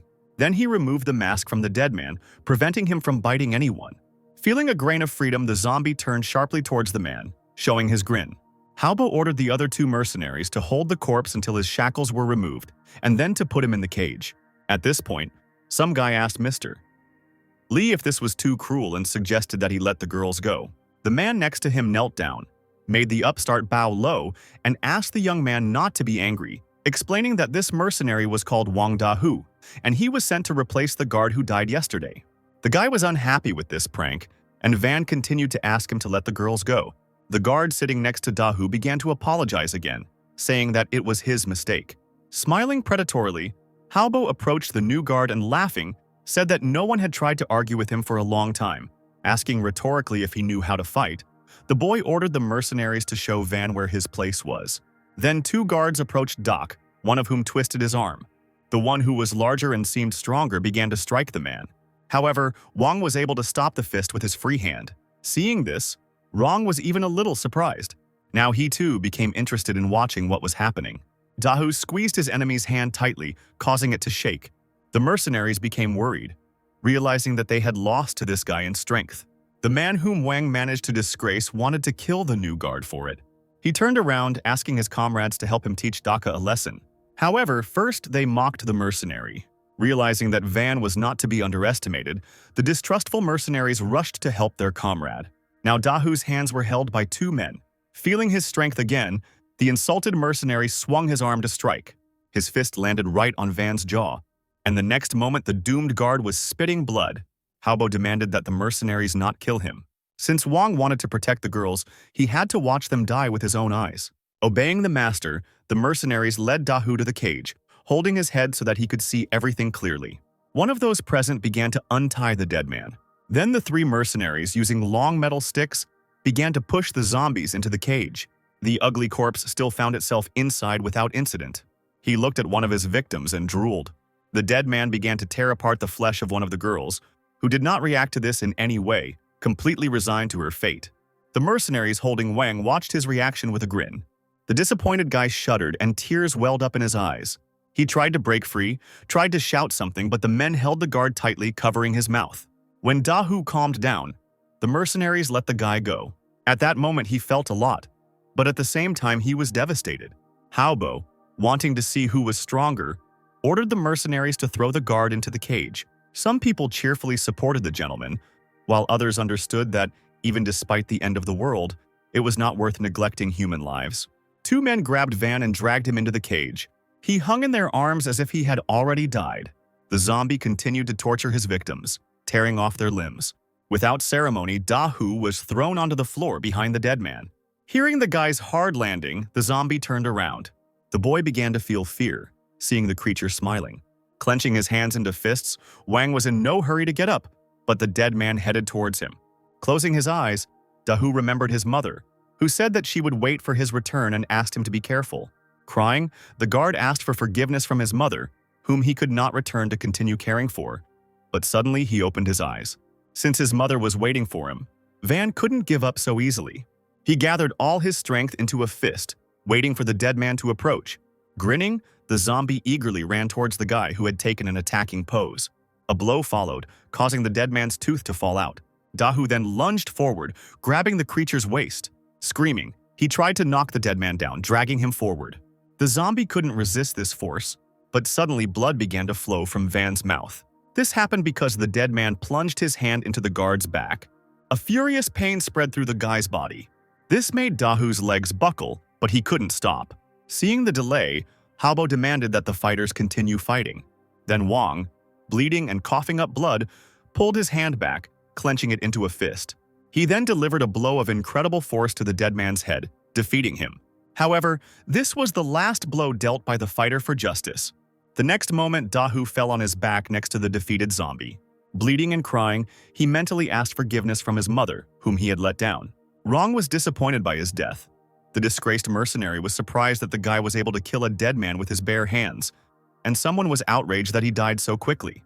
At this time, the zombie virus was quickly spreading throughout Van's body. A few moments later, he was no longer a man, but a zombie. The morning of a new day arrived. Z sat on a tree branch, not wanting to miss the opportunity. The guards who had been patrolling all night were at their most vigilant, and the blonde man had no choice but to choose his victim. Finding himself behind one of the mercenaries, the guy put a knife to his neck. The guard didn't even have time to react when his throat was cut. Zai quickly removed all traces and put on the victim's clothes. While moving around the estate, the blonde ran into one of the mercenaries, who mistook the guy for one of his own, and who was wondering what the guard was doing there. Zai explained that he noticed one guy falling asleep, so he wanted to wake him up, and the mercenary, not noticing anything suspicious, was indignant that the commander was having fun with the others in the Great Hall while they were guarding the gate. More mercenaries approached them and continued the conversation, expressing their dissatisfaction with the terrible treatment they received from their superiors. Z himself tried to support this conversation. However, one of the guards asked when the guy had managed to grow so much. Realizing that he had been exposed, the blonde was ready for the next step. The boy believed that people who were unable to keep secrets could not live in this world. While on the mansion's premises, Z killed one mercenary after another. Turning around, he noticed one of the guards trying to escape. However, the blonde caught up with the man without any problems and cut his throat. Only the mercenary managed to fire a signal flare. Then the guy masterfully threw a knife at her. The blade pierced the projectile, preventing it from communicating the danger. Then they fell to the ground together, and Z pulled out his weapon from the rocket. The reason he was so lucky today was because in his previous life, he had researched all of the Lee family's military supplies. The system announced that all the guards in the outer part of the estate had been destroyed, and now the path of revenge began. And after that, the blonde received a special task, an eye for an eye. To complete it, one had to kill the remaining 269 people in the manor. The reward was one simple trainer and one piece of bronze-level equipment, and there were 12 hours to complete it. Now Z had another reason to kill Haobo. Having accepted the task, the guy went into a magical barrier of revenge, which meant that if after killing 269 people one got out, the blonde could use the equipment to find the target. Zai wanted to know more about this barrier, and the guy decided to look at its characteristics. It was a high-level tool that placed people in a barrier, and if someone went beyond it, the owner of the barrier could see the location of that person, and the minimum duration was 1 month. In his past life, the blonde encountered this thing when the Dragon State placed a barrier of revenge in the capital of Japan, and those who escaped from it were killed within a few days, so they were able to destroy the whole of Japan. And today, Tsu himself had the opportunity to use this thing and find out how useful it is. The system wished for a successful execution, but something was wrong.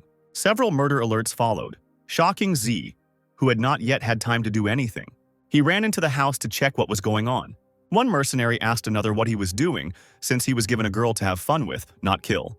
And the second apologized for overdoing it and breaking her spine, which is why the men now had no toys. Someone asked if they would play with him, which scared several people present. The situation became so gloomy that even Rong frowned. Someone kept repeating the same phrase over and over again. Realizing that massive bloodshed was inevitable, Uncle stood up, ready for battle. He had never seen a person capable of creating such an aura of death before, and compared to him, the man was just a little boy. Falling from fear, Haobo screamed hysterically that they had come to kill him after all. The butler tried to calm the young master, assuring him that Rong and his army of mercenaries would not allow this to happen. The uncle offered to talk to the ill-wisher, realizing that this man was able to deal with all the guards outside. Although those guys weren't well trained, each of them was worth a dozen soldiers. So the fact that the enemy was able to kill them so easily seemed incredible. The invisible enemy said that, although he was a man, he was now the god of death for his enemies. Rong waved his hand, calling his subordinates to action. The mercenaries split up and began to look around in an attempt not to miss an unexpected attack. They became alarmed when something fell between them. The projectile activated, and the room filled with bright light. The blinded guards, not understanding what was happening, began to scream, and one of them even said that he was dying. Then Z was able to enter the room unhindered. The guards, focused on their own eye pain, didn't even notice. Taking advantage of the moment, the guy launched an attack with spikes. Stone spikes burst from the ground, impaling the men. The blonde struck his other opponents with spinning swords, cutting off their heads. Noticing the enemy's figure behind him, Rong was horrified. Once again, Z threw a grenade at his haters. It broke when the guy was far enough away. The man tried to get a better look at the blonde, but his back was turned to the soldier. While covering himself from the explosion, Zhang was indignant that he could not see the enemy's face, and his entire team had already fallen. He stood among the many corpses of his subordinates in shock. One of the mercenaries said that the enemy used magical spikes, which killed almost all of the young master's servants and guards. And those rotating swords even killed the crocodile, bear, and wolf. An angry Rong demanded to know how many people were left, and the mercenary replied that besides him, Haobo, Zhaobo, and the squad leader, there were still 66 guys left. Among them, 10 were seriously wounded, and several still had not recovered their sight. The nervous youth screamed, asking who the man was who was ruining his plans and spoiling his fun, and also demanded that his uncle take revenge on the enemy and show him his corpse. The angry man then ordered the remaining survivors to find the killer, saying that the enemy could not cope with so many people alone. Rong asked Bo to take the young master and Skinny to the secret tunnel, while he and the remaining men detained the assassin outside, and the butler agreed to this, but said that he suspected that the enemy had not gone anywhere and was still watching them. Then Rong walked up to Bo and just put his hand on his shoulder, as if saying goodbye. Then the butler, without further ado, went to carry out the man's order. Z stood nearby and sipped his cocktail, mentally noting that this servant was unexpectedly smart. As the blonde thought, the commander-in-chief decided to split up and go outside to protect Haobo, and the guy himself was going to first deal with the remaining mercenaries to make sure that he could leave without problems. He used the system to view information about his opponents. Z found out that in such a short time, Rong had already managed to obtain 3 pieces of bronze-level equipment. The mercenary began to call the blonde to come out, and the guy considered this a stupid attempt to buy time for Haobo to escape. However, Z couldn't allow this to happen, so he opened his vault. From there, he took out the horn of a zombie cat and summoned the animal. The guy also took a knife from his warehouse. Then he took aim and threw the gun up. The blade flew over the chandelier, cutting through the mount. Then she fell to the floor where Rong stood, barely managing to jump away. Glass shattered across the room, injuring the mercenaries. However, this was not the only danger that reached the men. The number of guards capable of fighting became fewer and fewer due to the cat, which successfully gnawed their necks. Zai also actively slaughtered his opponents. Soon, most of the mercenaries were lying on the floor in their own blood. The commander-in-chief tried to look up information about the enemy, but was unable to do so because of the concealment mask, which angered him. The man was angry and demanded that the blonde reveal his identity. Zai saw that the mercenaries' technique was weak, their stats were low, and even their personal qualities left much to be desired, and they would only reach a good level in a few years. Turning to the survivors, the blonde said that he now knew what disappointment was. After that, holding the knife at the ready, he rushed towards June. Several guards tried to block his path but were brutally killed. Now all the mercenaries were dead, and the commander-in-chief was left alone in the face of death. The man was so frightened by this situation that he began to tremble, temporarily losing his speech. And then, out of despair, he fell to his knees. Z ordered his cat to track down Haobo and the others. The beast immediately ran to carry out the order, and the guy, looking at the magical barrier, knew that his target was still in the estate. The blonde put his foot on Jun and tried to get him to talk. Zai also added, "Almost all of your people died. Can I still call you commander?" The boy knew that he had stifled almost all of the man's will to resist by killing all of the mercenaries before his eyes and destroying all of his work. Having come to life a little, Zhang asked the blonde to tell him who he was, admitting that otherwise he would not close his eyes after death. Then, smiling, Z said that it sounded good. Realizing what this meant, the mercenary pressed himself against the wall in horror. One sharp wave of the hand, and life left the man's body. Rong fell to the floor and hit the ground, making a soft sound. The blonde stepped on his head and said that he remembered the day when the man insulted him by trampling him into the ground. While mocking the body, he confessed that the mercenary taught him not to talk nonsense in front of someone you were going to kill, because actions were better than talk. The killer found it funny that the commander actually did not close his eyes after his death. With the Li family's main protector dead, it became much easier to take revenge. Having finished torturing the dead man, Z moved on to his next target. Behind him, he left corridors strewn with corpses. While in the secret room, Haobo was nervous that assassins would soon come for him. The butler tried to calm the young master down, saying that Rong would deal with these people. Suddenly, someone's body crashed into the wall, leaving a dent. The boy was overcome with horror and was sure that this man had been sent after him by Ziluo. But Bo said that there was nothing to worry about since they had passed through a secret passage. Haobo then asked how this guy knew about his relationship with Yao and where he found such a strong mercenary, and the butler suggested that it was Lin Jian who might have left an assistant for his son. But the young master objected that this could not be, because when Jian was killed, they destroyed everything that the Lin family had. He admitted that if the leader hadn't ordered them to leave someone alive, then this Zilo wouldn't exist. At that moment, a blonde man was standing behind the door. He overheard the entire conversation and now knew that he had been followed for a long time, and then he only said, "This is how." Haobo heard a familiar voice and wondered how Ziluo could come here. The blonde himself, sighing, realized that there were many more stories behind his back.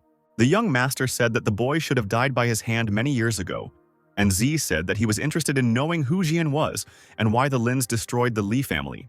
Then, Haobo laughed at the fact that the boy didn't even know his own father's name. He explained that Lin Jian was going to report his father just when he was about to get promoted, which would destroy everything their family had worked towards for many years, and that was why the Lin family was reduced to ashes. The young master said that if it weren't for the leader, Z would be dead, and also asked who helped him. because if the guy was alone, the guards would easily deal with him, to which the blonde replied that Haobo's words were meaningless, since he would destroy the Li family anyway. The young gentleman said arrogantly that the boy had overestimated himself. The door swung open and a masked man with a zombie cat appeared in front of Haobo. Then the butler tried to hit the killer, but the blonde dodged. Then the man was attacked by an animal that had crept up from behind. However, Bo successfully fought off this attack, and the cat began to disappear just at the time that Z had expected. The guy grabbed his mask and began to take it off. The butler was surprised when he saw a blonde man behind her, and Haobo was covered in cold sweat from fear. Bo couldn't believe that such an orphan could enter the Li estate and kill the commander of the mercenary squad. And Z replied that the old school people would not survive the Judgment Day, because once the first 7 days of the game passed, their well-trained soldiers would not be able to cope with even one zombie on the street. The young gentleman nervously asked how the boy had managed to become so strong. But the blonde did not reveal his secrets, saying only that he could easily deal with them alone. Zai then engaged in a fist fight, trying to hit the butler. However, the man was able to successfully block the attack. He staggered but managed to stay on his feet. The blonde concluded that Bo was quite strong, since even Rong fell from such a blow. Since it came to this, the butler had to use another method. The man then clenched his hand into a fist, tensing all his muscles. Suddenly, the man's clothes tore, revealing his muscular torso. This caused the blonde to arm himself with a sword to gain an advantage. Z tried to hurt the butler, but he dodged it with the words that the guy doesn't understand anything about the morality of wushu. And the blonde replied that he wants to cut off his head and should not ask anyone for permission to do so. Zai then threw his weapon at the enemy using the skill Spinning Swords. The first time the man managed to dodge. However, he had no idea that the blade could return back. Therefore, the next time Bo was unable to avoid being injured. The butler had been practicing Chinese boxing for 50 years and could not believe that he would lose so quickly. He said he was not going to stop and wanted to add something else, but his speech was interrupted. The man was interrupted by an explosion intended for him. This was meant to serve as a diversionary tactic, after which Z would attempt to attack the enemy. The blonde delivered a crushing blow from below, saying that he could not leave the matter unfinished, and only after making sure that the enemy was dead could he calm down. The boy thought the butler was a pathetic, backward old man who, despite the end of the world, still thought that wushu would help him. Killing Bo proved that strength alone was not enough in this world, and it was necessary to change one's technique and develop speed. Otherwise, the road was only to death. Looking at Haobo, Z saw him lying unconscious. Because of this, the boy considered the young master useless. Then the blonde came closer and stabbed him in the leg with a knife. The young man immediately came to his senses and screamed in pain. Z grinned and asked, "Are you awake, or were you pretending to be dead?" Then, with particular pleasure, the blonde continued to pierce his enemy's limb with his sword. Haobo started calling for help and telling the killer that his father would deal with him. In response to this, Z only smiled without saying a word. Then he pierced the leg of the man he hated once again and twisted the sword. Tormented by pain, Haobo asked to kill him faster, but the blonde only verbally mocked the martyr. The killer opened the vault and took one item from there. It turned out to be a dull, convulsive knife that Z had saved just for his revenge. He then tried to thrust the blade into the enemy's hand, causing him to scream. The blonde apologized for not being able to thrust the weapon inside because it was too dull. And then he raised the weapon over his victim again. While piercing the young master's hand, Z said that this knife reflected his essence. It also reflected his 10-year journey full of risks. And now the killer felt sorry that Haobo's suffering did not make up even 1% of his. The young master was shocked to hear about 10 years. And then he admitted that he only started thinking of ways to torture him 3 years ago, when he found out about everything. A devilish smile adorned Z's gloomy face, saying, "This is for my suffering." He once again thrust the blunt knife into the victim's hand. And the next time the blonde stabbed the young gentleman because he was having fun. Haobo stuttered and asked him to stop, but the blonde man only continued to smile, once again causing pain to his victim, who was bleeding all possible bodily fluids. Z said that this was for his entire family, for whom it was necessary to avenge, although he had never seen his ancestors. Stopping for a second, the blonde realized that he could no longer find a reason to torment the victim. However, he continued to do it for fun. When the assassin got tired of stabbing Haobo, he took out the crucible pliers from his storage.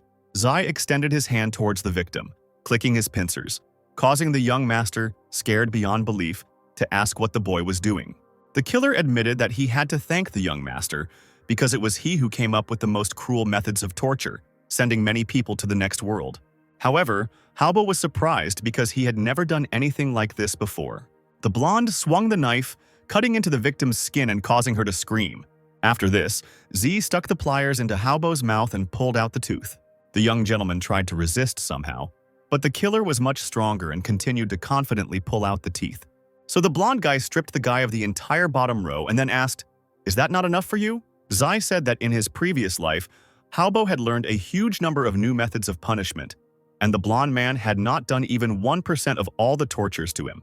The killer felt sorry that he couldn't use the things the young master had researched on the victim now, because torturing Haobo was no longer interesting since he was practically dead. Thinking that the victim might be faking, Z stabbed her a few more times as a test, but Haobo really didn't react to anything anymore. The guy realized that he had overestimated his enemy's acting skills. The blonde had killed the young master's psyche, meaning his body was no longer capable of withstanding any more torture. As he left, Z threw a spinning sword at Haobo. Then he took out an umbrella and opened it behind him. Blood flew in all directions, staining the fabric, but not the killer himself. A clock tower towered above the mansion, illuminated by the light of the moon and small lanterns. Stepping out onto the balcony, Z noted that the Lee estate looked good under the night sky. The system suddenly notified him that changes had been detected in his mental state, and he now received the talent Thirst for Revenge. The guy was surprised that he was able to activate the talent. Wanting to learn more about this, the blonde took advantage of the system's capabilities. Talents could be activated under certain circumstances, mental state, personal experience, and personal characteristics, while skills could be obtained through a special book. Thanks to Thirst for Vengeance, once the blonde deemed someone as an enemy, he could increase skills according to the degree of hatred he had for that person, with the highest percentage of stat increase being 20%. Zai never thought that such talent would be so useful. After all, the higher his stats were in the game, the more he could increase them with this talent. This meant that such talent could be improved infinitely. The system notified that the guy had completed the quest, receiving one simple trainer and one piece of bronze-level equipment, and was now asking if he wanted to take it now. After thinking for a bit, the blonde decided to take the equipment first. He was given a piece of equipment from the magician's specialty called the Magic Wand. It allowed one to increase one's magical abilities and also added 5% to skills and the activation speed of a magical skill, while the speed of energy recovery increased by 20%. Z knew that he couldn't use such a thing, but this equipment was necessary for magicians, so the guy decided to take it to sell in the future.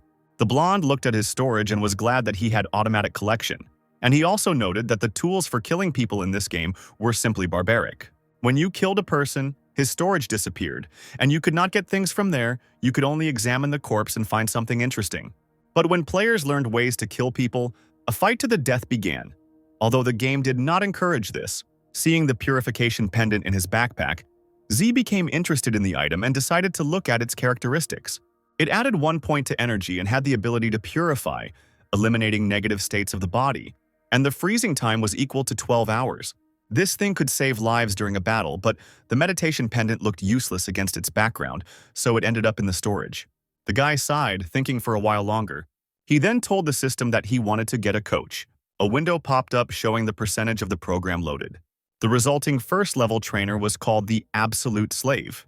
It allowed one zombie to be enslaved, whose strength did not exceed the strength of the owner, while the zombie slave had to obey all orders of the owner, protecting him even under the threat of his own life.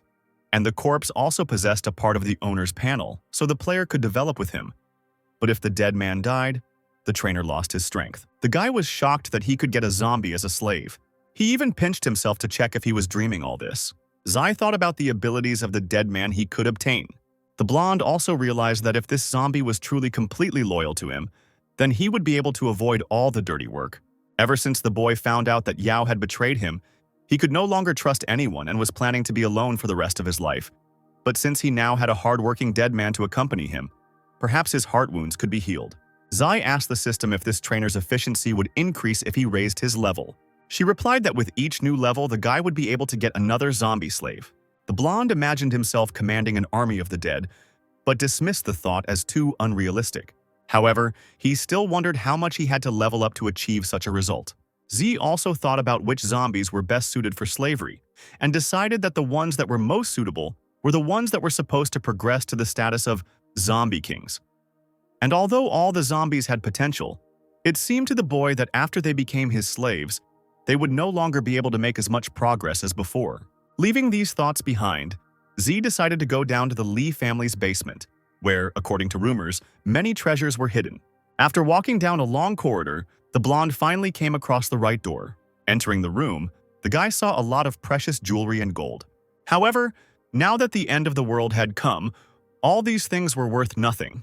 In this place, as useful things, Z found dubious scrolls with some inscriptions and a knife in which precious stones were inserted. The blonde man left a real mess in the Lee family's basement after himself. When the guy found himself back in the yard, it was already dark. Neither in his past nor in this life had he lived in such a luxurious estate, but today he decided to make up for it.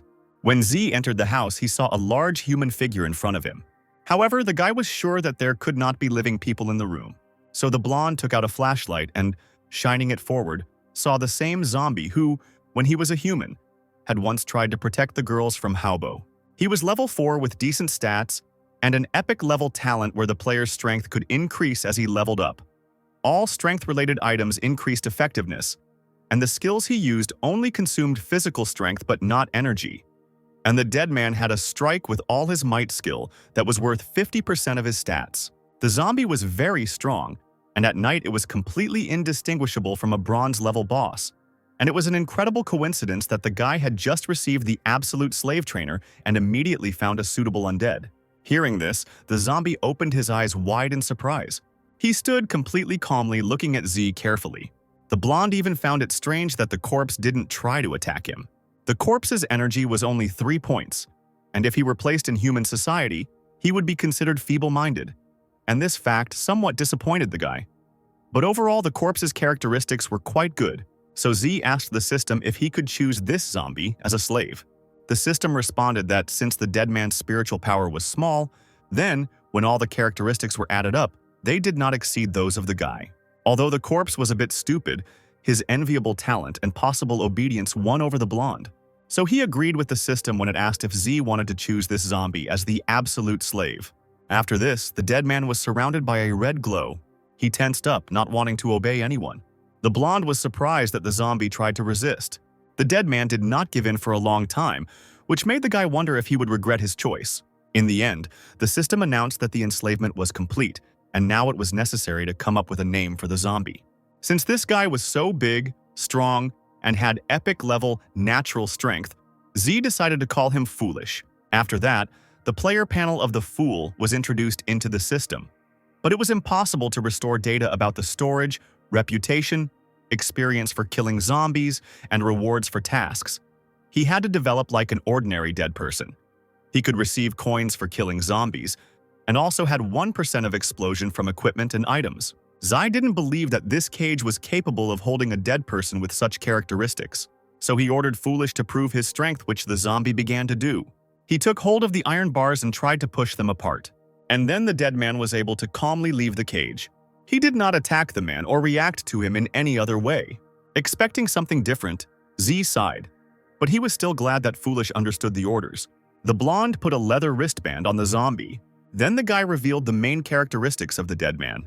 Now his strength was 23, his energy was 3, his body quality was 27, and his speed was 18. Z wondered what would happen at night if the zombies already had such high levels. Moving away from the Fool, the blonde ordered to wait until he was asleep and to guard the entrance from unwanted guests. At last the morning came, leaving behind the darkness. The guy woke up and, stretching, headed towards the door. Z opened the door without hurrying. In the room he saw his slave and several corpses lying around. For such work he praised Foolish, who suddenly smiled. Looking at the corpses again, the guy asked, "Didn't you eat the other zombies?" The dead man shook his head, and the blonde was convinced that he really was different from the others. Then Z silently walked into the room, and Foolish watched him. Having taken several cards from the storage, the blonde man set the table. He took the chopsticks, a bowl of salad, and was about to start eating. Suddenly, thick saliva fell loudly onto the floor behind him. The guy turned around, trying to understand what was happening. The Fool diligently pointed his finger at his mouth. And when Z asked if he wanted human food, the dead man nodded his head vigorously. Having laid out additional dishes on the table, Z called on Foolish to eat, and the zombie was sincerely happy about this. He savored every piece with pleasure, and the blonde thought that before he didn't know what to do with the many food cards. But now the dead man could help him with this. Z originally wanted to take revenge on Haobo at the 5th or 6th level. But now it was all over. The guy was on level 8, and going on quests was pointless. The blonde decided that with all his gear and the help of Stupid, it might be worth trying to change his specialty. So his next target was the Museum of the Capital of Mo. Zai remembered that there was a scroll there that could be used to change specialties. To do this, it was necessary to activate the specialty change space, after which the player had to pass 3 tests, and only then could he receive the scroll. But if a person did not complete the tasks within the set time, then the transition did not occur, and the player was killed. At this moment, the blonde man began to thank Haobo. In his past life, Z and his roommates found out that there was treasure hidden in the museum, so they wanted to go there and find out if it was true. But on the way there, the boy received a message that Yao had cheated on him with a young master. The blonde wanted to take revenge on him, but he didn't know that Haobo would bribe his comrades. The traitors dragged Z into the space of changing specialties. It was then that the blonde received his first scar on his face. The haters wanted the guy to fail the test and die, but they didn't even think he could pass it, and the resulting scar stayed with Z for 10 years, reminding him of this event. It was the 8th day since the start of the Doomsday game. Now it was the 4th day, and there were hardly any people left in the museum. And without Haobo, the blonde should have been luckier. But Stupid attracted too much attention. The blonde looked at the dead man, and suddenly a great idea burst into his head. 2 guys came out of the mansion, one of whom was Zai, and the other was a big guy in a tuxedo, with sunglasses, a cap on his head, and a broadsword in his hand. This image covered up most of the problem areas, returning the zombies to a more human appearance. Sometime later, the team finally reached the museum. At the entrance, the guys met the walking dead, some of whom were already completely dead. It was clear that someone had already been in this place, so it was worth being careful. The blonde rushed into battle, cutting down many zombies. Thus, Z was able to obtain a one-time use bronze-level item called the Fireball Scroll. After using it, fireballs appeared, with which you could attack the enemy, as well as cause an explosion. The blonde turned around and saw a funny picture. The fool nervously scratched the back of his head, surrounded by zombies who wanted to make contact with him. Hiding around the corner, the guy decided to watch his dead man. The fool did not attack the zombies of his own free will, and the other monsters did not touch him either. This meant that Z's personal dead man could approach zombies and attack them unexpectedly, as well as open treasure chests, which would help avoid a lot of trouble. But if Foolish had opened the chest, he would not have received any experience or reputation and would not have been able to expand the storage, so it was a waste of resources, and the guy decided to act in the future based on the situation. In the past life, on the 8th day after the end of the world, most of the zombies had already been killed by players. However, there were too many of them in the museum now, so it would be difficult for the team to deal with them all. The scroll for changing specialty could not be moved to another place. Otherwise, the blonde would simply send a fool for it. On the balcony of one of the nearby buildings, Z noticed a group of strangers. They were going to kill all the zombies and enter the museum, but they didn't have enough people. This is exactly what the blonde was able to read from people's lips while watching them through binoculars. Now the boy knew that it was they who left all these traces of the fight. If he had managed to join this group and go to the museum with them, he could have avoided a lot of problems. A large number of fighters gathered in the building's warehouse. Led by Gaodong, they discussed the circumstances under which the visit to the museum would take place. It was decided to set out on a journey when 200 people had been recruited, and they were to prepare their own weapons. Several guys from the crowd began to shout out their dissatisfaction with this decision. The rest of the crowd joined in, angry that their food cards were about to run out, which could cause everyone to die, allowing the leader to take their cards without hindrance. Suddenly, the girl slapped one of the group members. The guy even fell to the floor from this, and the lady demanded that he stop hitting her. Then the offender told Tian Ningjing that she had not become better than him because she had received a bronze-level weapon, and the guy also noted that if the girl was kinder to him, he would not quarrel with her. Extending his hand to Tian, the boy asked if she would think about it. The girl, holding the weapon in front of her, said that she knew what he was thinking, and if she was nicer to him, she would throw up, which would hardly suit the impudent fellow. Insulting Tian, the guy explained that he was a gentleman and would not kill her, but as soon as he had the opportunity, he would have fun with her so much that her own mother would not know. The girl answered him sarcastically, which made the guy angry and ready to fight with her. The offender asked to show him how beautifully her body bends during a fight, and someone from the crowd mocked the fact that this guy challenged Tian to a fight. At that moment, the leader asked them to stop arguing and listen to him. But suddenly the attention of those around them was drawn to the elevator. which took someone down to the lower floor. The doors opened and Z appeared before the crowd wearing a mask of concealment with his zombie disguised as a human. Seeing the head of the group, the blonde recognized him. In his past life, the boy saw him on the day he activated the scroll, but he didn't remember his full name. Someone from the crowd began to ask Z who he was and why he had come. But before answering, the blonde silently approached the group. Dunn stepped forward and said, "I don't know your name, but why did you come to the Death God Club?" People were worried, not understanding why they couldn't see information about the stranger. They also found it strange that the second player was called Stupid. Zai explained that he was passing by with a friend, and when they saw a group of people, they decided to ask if they could join them. Gao was delighted by this and welcomed the blonde into the Death God Club, introducing himself as the chairman. After such a greeting, Z feigned surprise that the leader himself was standing in front of him. Then the blonde man nervously said that his name was Lin Luo. He also introduced his friend Stupid, who was a bit dumb and mute and used to be a bodyguard for rich people. Dong began to shake Lin's hand, inviting him to join his club. The blonde accepted the chairman's proposal, and from that moment on, he and the zombie were part of the group.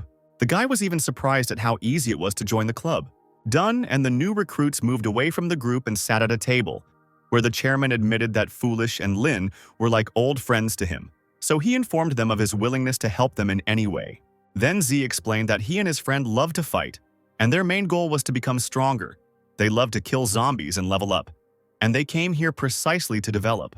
To this, the chairman replied that he had many books with skills, and he was ready to give them up for the sake of friendship. The blonde was amazed that Gao was willing to give away such items for free. The boy protested, saying that these books were probably very valuable, but the chairman said that since they were brothers, they should share. Dong actually put out the skill book, after which Z thought that he was doing something wrong. Or maybe in this life, all the players were so generous.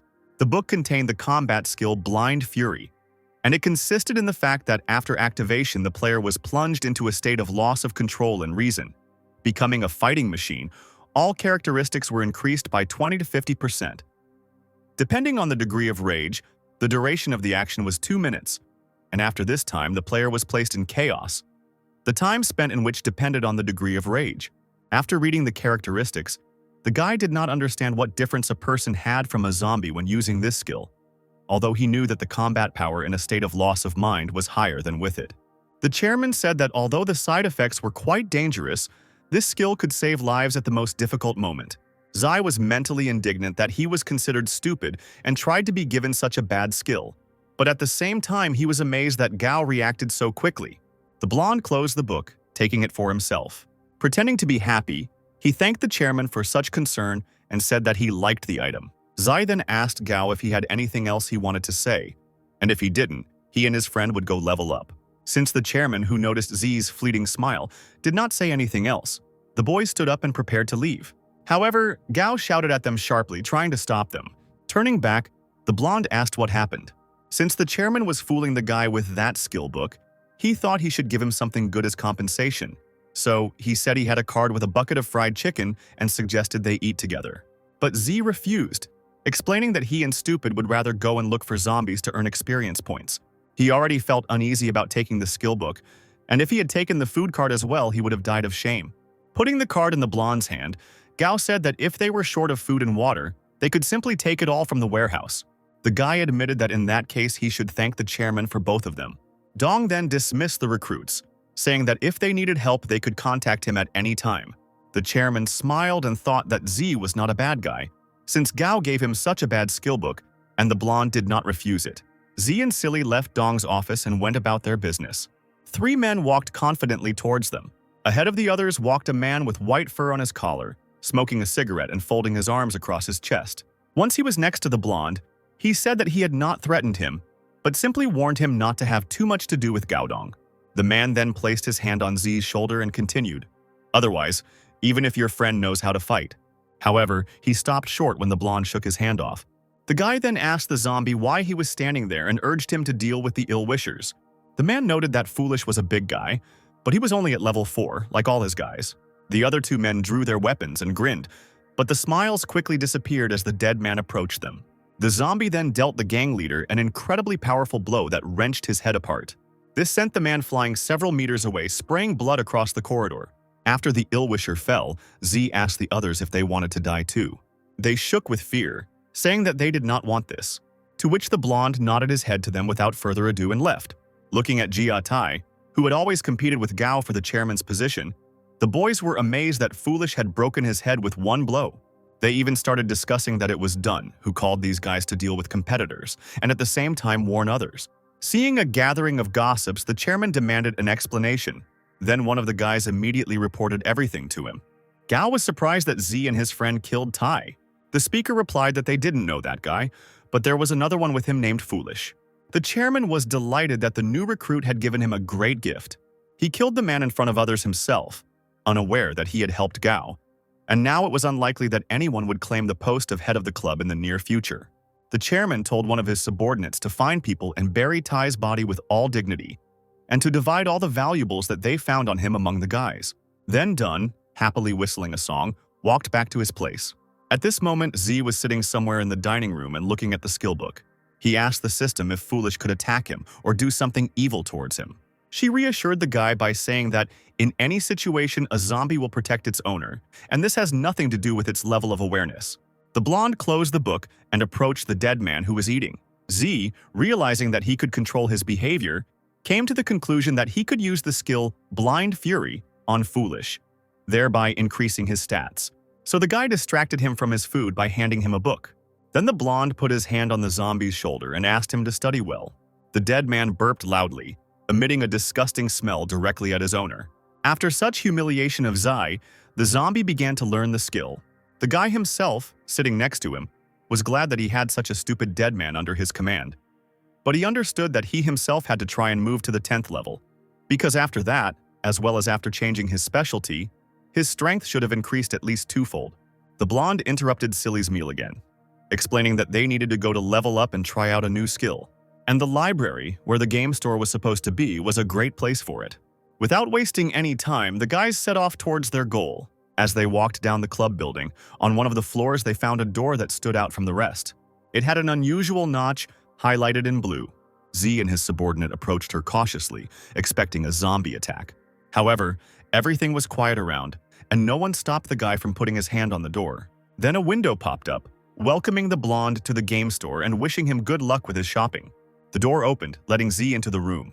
The room seemed bottomless, without walls, and was filled with a multitude of systemic blue windows. This was the very place where you could buy weapons. Jewelry, masks, and many other items were also sold here. For all the completed tasks and zombie kills, the guy accumulated 6,000 gold coins. If we consider that one piece of high-quality bronze-level equipment cost about 2,000 coins, then the blonde would be able to buy pants, gloves, and a breastplate. While Z was choosing his items, Foolish remained outside the door. He protected the entrance from other zombies, and the blonde calmly looked through the contents of the store, not paying attention to the noise. Suddenly, a zombie's hand reached out to the guy from the window, frightening him with its unexpectedness. But thanks to his quick reaction, Z managed to jump back. Clutching his neck, he felt relieved that the dead man had not been able to hurt him. There were no damaged areas in the store, meaning the dead man was most likely originally inside. The zombie girl, who dreamed of tasting the blonde's brains, approached him screaming. Holding the sword in front of him, the guy concluded that this dead man lived in the game store. In his past life, he encountered such zombies, and he believed that the game should deal with them. But for some reason, she still allowed the dead to remain in areas that were supposed to be safe for humans. The drooling zombie girl lunged at Zai, but she didn't even have time to attack him, as the blonde cut her throat, after which the dead man fell to the floor with a crash, spraying blood. Not wanting to do everything manually, the guy asked the system to activate automatic collection. Zai hoped that he would receive weapons with high stats from the zombies or equipment that would change them. He opened the black box with trepidation, which was supposed to contain an incredible thing, and inside was nothing more than toilet paper. This received material resource made the blonde incredibly upset. The system congratulated the guy on his purchase of 6,000 gold coins and informed him that the store was closing. Everything around began to change, and Z was already in a completely different room. Now the room was filled with shelves of a variety of food. Disappointed by his mistake in wasting so much money, the guy looked around. Resigned to the fact that he had missed his chance, the blonde took a bag of chips and decided to check if everything was okay with Stupid. He left the room and found his subordinate, who had managed to kill several zombies during this time. Zai gave him an approving gesture, delighting Foolish with praise. At that moment, a large dead man appeared in front of them. and the guy entered into battle with him. He dealt with it quickly, as well as with other zombies, from which he was able to obtain a disposable tool, old straw man, and equipment double strike gloves of the bronze level. Continuing to cut down the dead, the blonde man obtained the bronze equipment Huangshu sword. The system notified that this item was a match for the Tang sword, so it could be fused and leveled up using a special stone. Zai checked his level and found out that he had 40% of experience left to reach level 9. Then the blonde was pleased with the useful automatic collection, with the help of which he would not miss a single thing. He decided to look through the characteristics of the new items and press the required button. The guy found out that after installing the effigy, the attention of hostile creatures switched completely to him, and after the destruction of the tool, the enemies began to attack the player again. Double strike gloves increased the effectiveness of strikes by several percent when used, also added 1 point to strength and body quality, and after an attack with increased effectiveness by 5%, a second strike followed. The Huanshu sword was made of steel, had a straight blade that had been tempered by fire, and added 1 point to strength, and if you pushed the strength to the extreme limit and discarded all the side effects, then this weapon was the strongest of all bronze-level weapons so far. Zai decided to put on the double strike gloves and also fuse his swords. He was sure that it couldn't get any worse.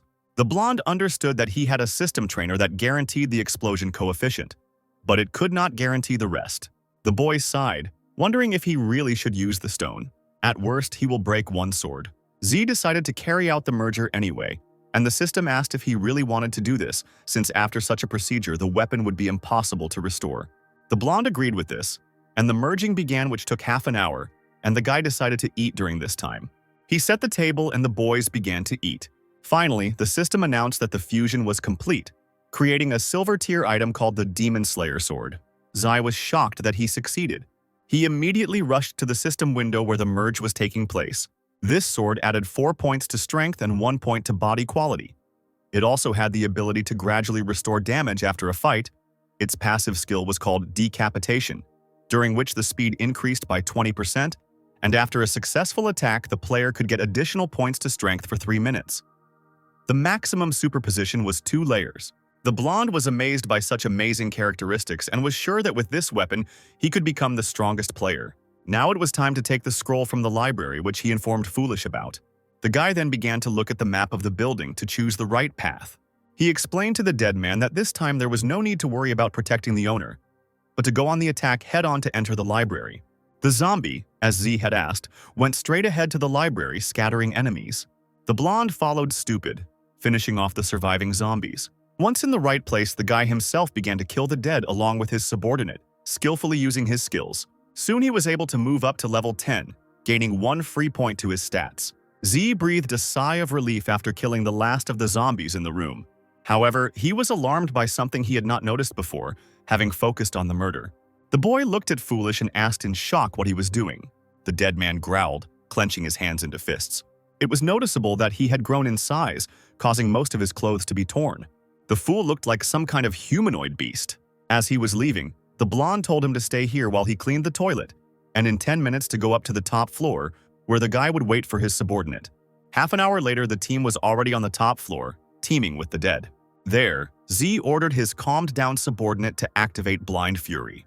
The fool obeyed and began to make a menacing roar, increasing in size. Taking advantage of his subordinate's state, the blonde pointed at the crowd of zombies. The guy said that those few dead guys ate all his fried chicken, so Silly Boy had nothing left for tomorrow. An enraged zombie rushed into battle to take revenge on the unsuspecting dead. Z himself sat down and began to drink Longjing green tea. He watched stupid, surprised that Blind Fury was so strong. His subordinate's characteristics doubled, and now the blonde admired the natural strength of the fool, who easily scattered his opponents. Soon, Blind Fury entered a frozen state. Stats were rapidly declining, as were his muscles. The transformation ended, and the tired dead man sat down noisily on the floor. There were many cuts on him from which steam was coming. Zai didn't expect that something like this would happen in the Doomsday game. Now the rate of feeding of the foolish increased by 30%, and the absorption of food corresponded to the severity of the wounds, and also compensated for the expended energy. Throwing a potion to restore strength to his subordinate, the blonde asked the system to activate automatic collection. So, his warehouse contained 4 equipment enhancement scrolls, 3 elixirs of strength, and 2 elixirs of energy. A bronze-level protective chest plate made of gold was also obtained, which had a protective function and added 1 point to the quality of the body and speed. This equipment also created a transparent protective layer for 3 seconds. But when struck with a force exceeding a certain degree, the armor could break, and the freezing time was 1 hour in case of damage, 12 hours. The energy elixir was a one-time use bronze-level item that restored 10% of energy after consumption, with an additional 5% being restored with each new minute. The duration was 4 minutes, and the freeze was half an hour. The guy was happy with the new equipment and put it on right away. Z also decided to use the scroll on his blood-absorbing ring. The boy waited for the enhancement to complete, hoping that the equipment would be equal in strength to the expenditures he had incurred during the battle. The process was completed, and the blonde smiled slightly. Now the equipment added 1 more point to strength and body quality.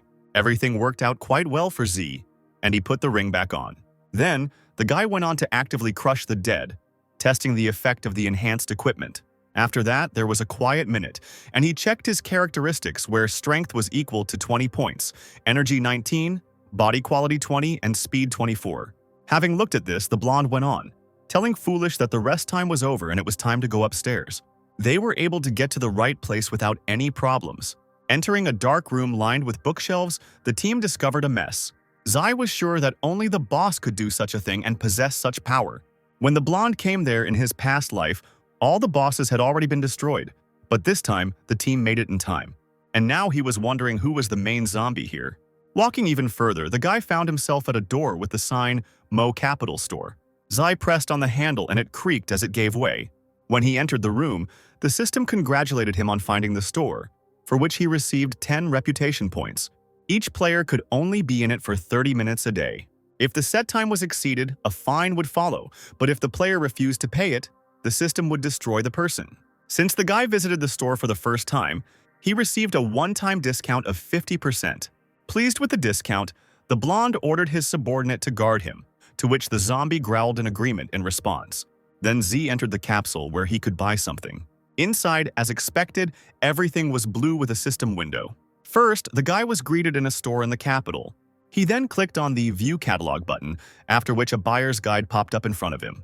In the store, force could be used, but if the walls were damaged during a fight or if they or the floor were dirty, it was necessary to pay compensation for repairs or cleaning, and the amount was determined according to the situation.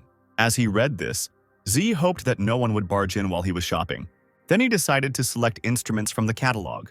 However, all the proposed items were already in the guy's stock in fairly large quantities. Therefore, the blonde was even a little surprised that he was too rich. Somewhere on the edge of the window, he saw a red cross, which he had never seen before. Z clicked on it, and the store informed him that since he was unhappy with the products on display, hidden products would be revealed to him. All the shops in each city had special hidden goods that were only available to players who had contributed heavily to the city. And the blonde man fit that description. The guy was even amazed by this, not knowing what contribution he had made. But still, the blonde decided to see what hidden goods were here. Then he saw a text in the window that completely shocked him. The text greeted the respected and devoted citizen. Z asked the system if it was sure it had made no mistake, and was told that he could verify this by going to the store's main page. There were the Badge of Honor of the Capital of Mo, the Coat of Arms of the Guardian, and the Imprint of the Protector. Taking into account the discount, the blonde had enough money for the last 2 pieces of equipment, so he decided to buy the more expensive policing officer costume. Instead of the stated 12,000, the guy was able to buy the item for 6,000, and next time he planned to buy the Imprint of the Capital. Suddenly, the store asked Z what product he wanted to buy, and the guy replied that he didn't need anything anymore. The blonde man came out and was thanked for his visit. Once outside, Z decided to check the characteristics of the item he had purchased. The Mo Capital police officer's costume was of diamond grade and excellent quality. After putting it on, thanks to metamorphosis, all the equipment was hidden, but the effect remained in force. And in addition to this, the suit had the function of self-cleaning, temperature regulation, self-healing, blood isolation, and others. Also, thanks to greatness, players with a bad reputation could not attack, and their stats were reduced by 10% for 5 minutes. With the help of the order function, it was possible to establish order in the capital, publish tasks approved by the system, while the rewards and penalties for them depended on the reputation level of the owner of the suit. The complexity of the task was determined by the content, while the one who gave the task did not have to pay a reward. Zai wanted to see what this suit was capable of in reality, so he decided to put on and activate all the equipment at once. The blonde's clothes changed in an instant, and first he was going to test the metamorphosis function. The guy took out the protective chest plate, and the system asked if he wanted to use the effect on this equipment. He answered in the affirmative, and suddenly armor appeared on him. So Z put on and took off the breastplate several times, and Foolish stood nearby and watched in amazement as the armor disappeared and then reappeared. Suddenly, a notification appeared that the 30-minute limit was already ending, and the guy smiled, thinking that if he put on the suit, his activity, mobility, and stealth would immediately increase to the maximum. Then the blonde took the zombie by the hand and led him somewhere, asking him to be faster. They walked out of the store and the guy stopped, folding his arms across his chest, while Silly Boy was already squatting and looking at him questioningly. Zai wanted to use the order function on his zombie to destroy the entire world. The dead man even became alarmed because he had never been aggressive enough to do something like that. But he was lucky, because the system said that it did not approve this task. Killing a legendary level boss and destroying the library with one blow was also impossible. But the task of spying on a girl changing clothes was approved. The system asked if the guy wanted to publish it, and the blonde, blushing, began to nervously press the decline button since he was just joking. Then a brilliant idea came into his head. Zai decided to publish a quest to kill the library boss. This task passed the test, and the system asked for confirmation, which the guy did. The blonde believed that this way he could determine whether the boss was nearby. As he left, he told Stupid that it was time to deal with the main dead man in this building, to which the zombie growled. It was already night, and in a tiny room adjacent to the library, a couple was sitting. The girl asked if the monster would find them, and was told that this was not supposed to happen. She looked at the door and saw something that made her panic. There, from the crack, a terrible eye was visible looking straight at her. The girl screamed and began to sob in horror. The guy covered her mouth and hugged her, trying to make her shut up. He looked at the door and began to panic himself. A disgusting naked creature with pointed ears and a tail hung from it. It ran its long, slobbering tongue across the boy's cheek. He shook with fear and hugged the girl tighter. The boy then told Xiaomei to run, and they rushed forward together. So they came across a door that seemed like salvation. However, the couple did not have time to run out, because the monster grabbed the girl by the leg with its tongue. He forcefully pulled the girl towards him, tearing her out of the guy's hands. The creature then began to devour human flesh. The guy wasn't going to run away. He saw a broom behind him, which he armed himself with. As he attacked the creature, he shouted that he would avenge Xiaomi. The night was in full swing, and all the zombies with increased characteristics were already rapidly destroying the poor souls who did not have time to hide. Zai entered the library with his partner. There they found two corpses, a girl and a guy, and next to them sat a zombie. The blonde knew that such people did not live long, even after going through the survival instructions, so it could be considered that they had suffered enough. Besides, if it weren't for their screams, he would never have known that the boss was hiding in this very place. The system congratulated Z on finding a special zombie. Such dead people went through the same process as human specialists and could have their own paths of progression. The bosses progressed the fastest, and differences could be detected even at the initial stage. The killer zombies were similar to assassins, had high mobility and strong attack capabilities, and fed on human brains, enhancing their intellectual abilities. And in front of the blonde there was now a climbing zombie, so-called because of its talent for crawling on any non-slip surfaces. He had the ability Backstab. That is, he could inflict a wound with his claws at 10% of the force, and if the attack occurred from behind, the severity of the wound doubled. There was also Illusory Attack, which allowed the dead to merge with the floor or the wall and suddenly attack. And if he attacked the enemy from the front, he would deal damage equal to 80% of his strength. The guy noted that this zombie's abilities and talent were a perfect match. Zai was completely calm when the enemy appeared behind him. The system notified that after finding a bronze-level boss, he received a new quest, Hate of the Climbing Zombie. She then announced that she had scanned and optimized the task. According to the system's story, a library worker stole books, for which the director scolded him right before the end of the world. But after the Day of Judgment arrived, the worker turned into a zombie and killed him. The blonde ordered Stupid to drive the climbing zombie up the wall and not let other dead ones come. The subordinate obeyed and began to carry out the master's order, which caused the enemy to climb the wall. The fool came closer and tried to attack the zombie. The subordinate swung and aimed the blow at the enemy. but the boss suddenly disappeared just at the moment when the metal was about to touch him. The weapon hit the wall, making a dent, which puzzled Foolish. On the same wall behind the dead man, a shadow appeared, from which a climbing zombie emerged. This creature attempted to attack its subordinate using illusory attack. However, the guy, saving Foolish, threw a spinning sword and cut off the hands of his opponent, who suddenly became somehow smaller. Z asked the climbing zombie if he was scared, then added that there was nothing special about the enemy. The guy tried to attack him from behind, but suddenly additional arms grew on the dead man's back, stopping the sword. However, the blonde made several more swings with the weapon, cutting off the hands of these arms as well. The enemy suddenly began to cry and shake from the pain and fear he received. He started to run away and in his zombie language said, "Save me! There's a man killing zombies here!" Yawning demonstratively, the blonde said that he was giving the enemy a chance, and while the dead man was running, he would count to 1. Then Z actually started counting from 3 to 1. After finishing counting, Z activated the acceleration function of the Boots of Strong Wind. The space delay function was also activated for a short time. The blonde ran at high speed after the dead man, who simply didn't have a chance. The guy then used a spinning explosive sword on the boss. The zombie became nervous, feeling his end approaching. The attack quickly reached its target, creating an explosion and destroying the 10th rank undead. For completing the task and killing the zombies, Z received 100 experience points, 700 coins, 350 experience points, and 1 piece of bronze equipment, which allowed him to move up to level 10 and get 1 point to the characteristics of his choice. Since the guy had reached level 10 but hadn't changed his specialty, he couldn't level up anymore, but experience points were still accumulating.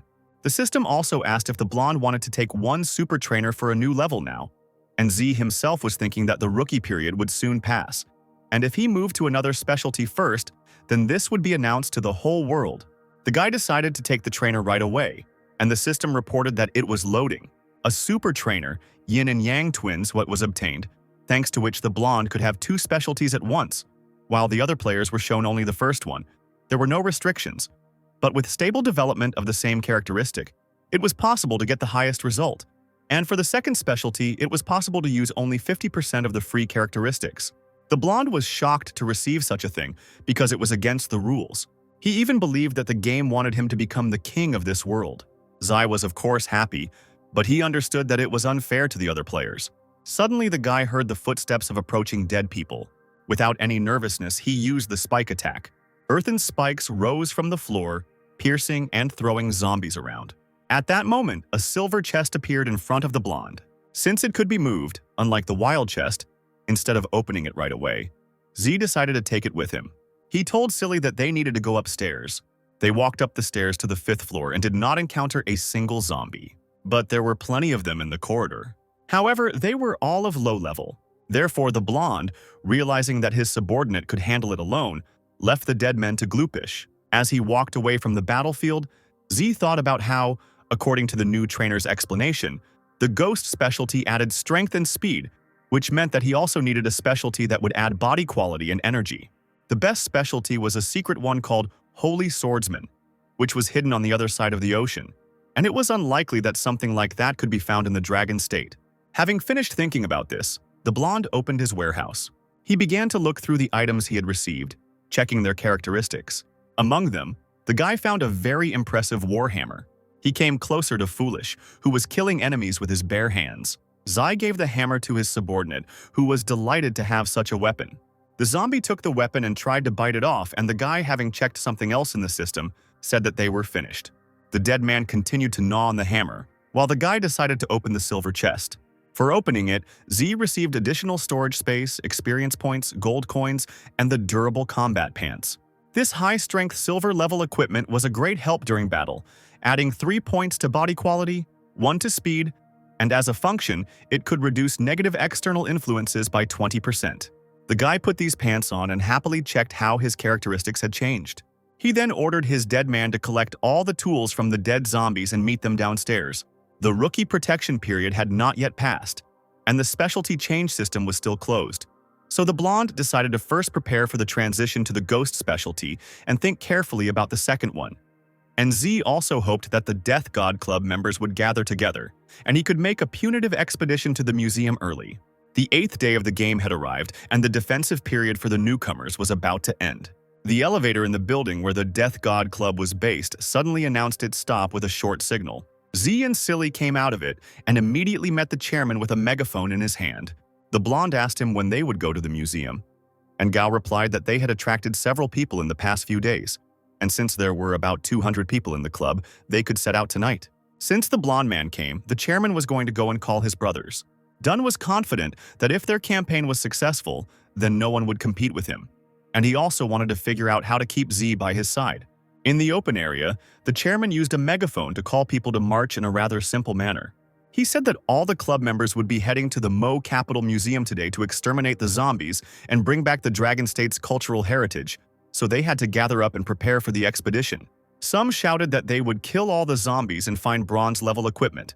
Some wanted to get rich, and some wanted to rise to level 5. These players perceived the game as an easy battle where they could kill the dead and get a buff. But Z knew that when the protective period ended, many would die. Although the club members were inspired, things were not that simple. Someone in the crowd couldn't find his bitter tea, and a major conflict ensued. There were a lot of zombies swarming around the building where the club was located. Gao followed their movements through binoculars. He asked Z if he was confident in his fighting ability since there were quite a few dead people here, and the boy answered positively, and also said that if the chairman organized the people to act quickly, there would be no casualties. The blonde walked up to the chairman, who was sitting on the windowsill, and put his hand on his shoulder, explaining that it would soon be 7 o'clock, and if he missed this opportunity, there would be no other. Besides, everyone approved of their plan so they could act. Even though Dunn wasn't confident about the expedition, he decided to do such a crazy thing for the sake of everyone else. Since Z had the highest speed in the club, he asked to be allowed to attack the dead first. The blonde decided to leave his subordinate to the chairman. At that moment, the fool was playing with a hammer, swinging it up and down. The guy thought that this weapon, which the zombies clearly liked, really suited him. Not wanting to waste any more time, Z ran towards the zombie. Everyone admired his speed and dedication and supported the guy. He ran with a few other guys, holding the meat with the zombie virus in his hands and attracting the attention of all the dead. Now everyone else could calmly go outside to the museum without immediately encountering a huge number of opponents. Once close enough to the museum building, the blonde handed the guys the meat, telling them to keep running while he killed the zombies. Z also asked them to find Gao when the boys returned, and explained that the entire reward would belong to them. Admiring the blonde, they thought that this guy was a good person. However, Z simply deceived them. Because killing the dead was not his main goal, he had to find the scroll before someone else did it. The blonde accelerated as much as possible, throwing zombies around, and the guys were amazed at how fast he turned out to be. Finally, the guy reached the right room, and the door opened in front of him. In the middle of the room there was a pedestal, and on it was a scroll inside a glass box. It was the very thing that made many people chase after it, sacrificing their lives, which was more like a deception. Zai walked closer to the pedestal and began to stretch his arms. Then he hit the glass that separated him from the beauty. However, the barrier was not damaged in the least by one attack. Then the blonde began to actively strike with his fists. At some point, the glass began to weaken, causing it to crack. Victory was close, and the guy continued to wave his arms vigorously. And finally, the barrier that had made Z's fists bleed was broken. The system reported that he had found a strange scroll that clearly contained a big secret, and for this he received 500 reputation points. She also said that the scroll was calling for a guy, so she asked if he wanted to answer the call. The blonde agreed, and a bright light began to emanate from the scroll. Since Z answered the call of the scroll, he had to be placed inside. A bright light enveloped the boy, making his eyes hurt.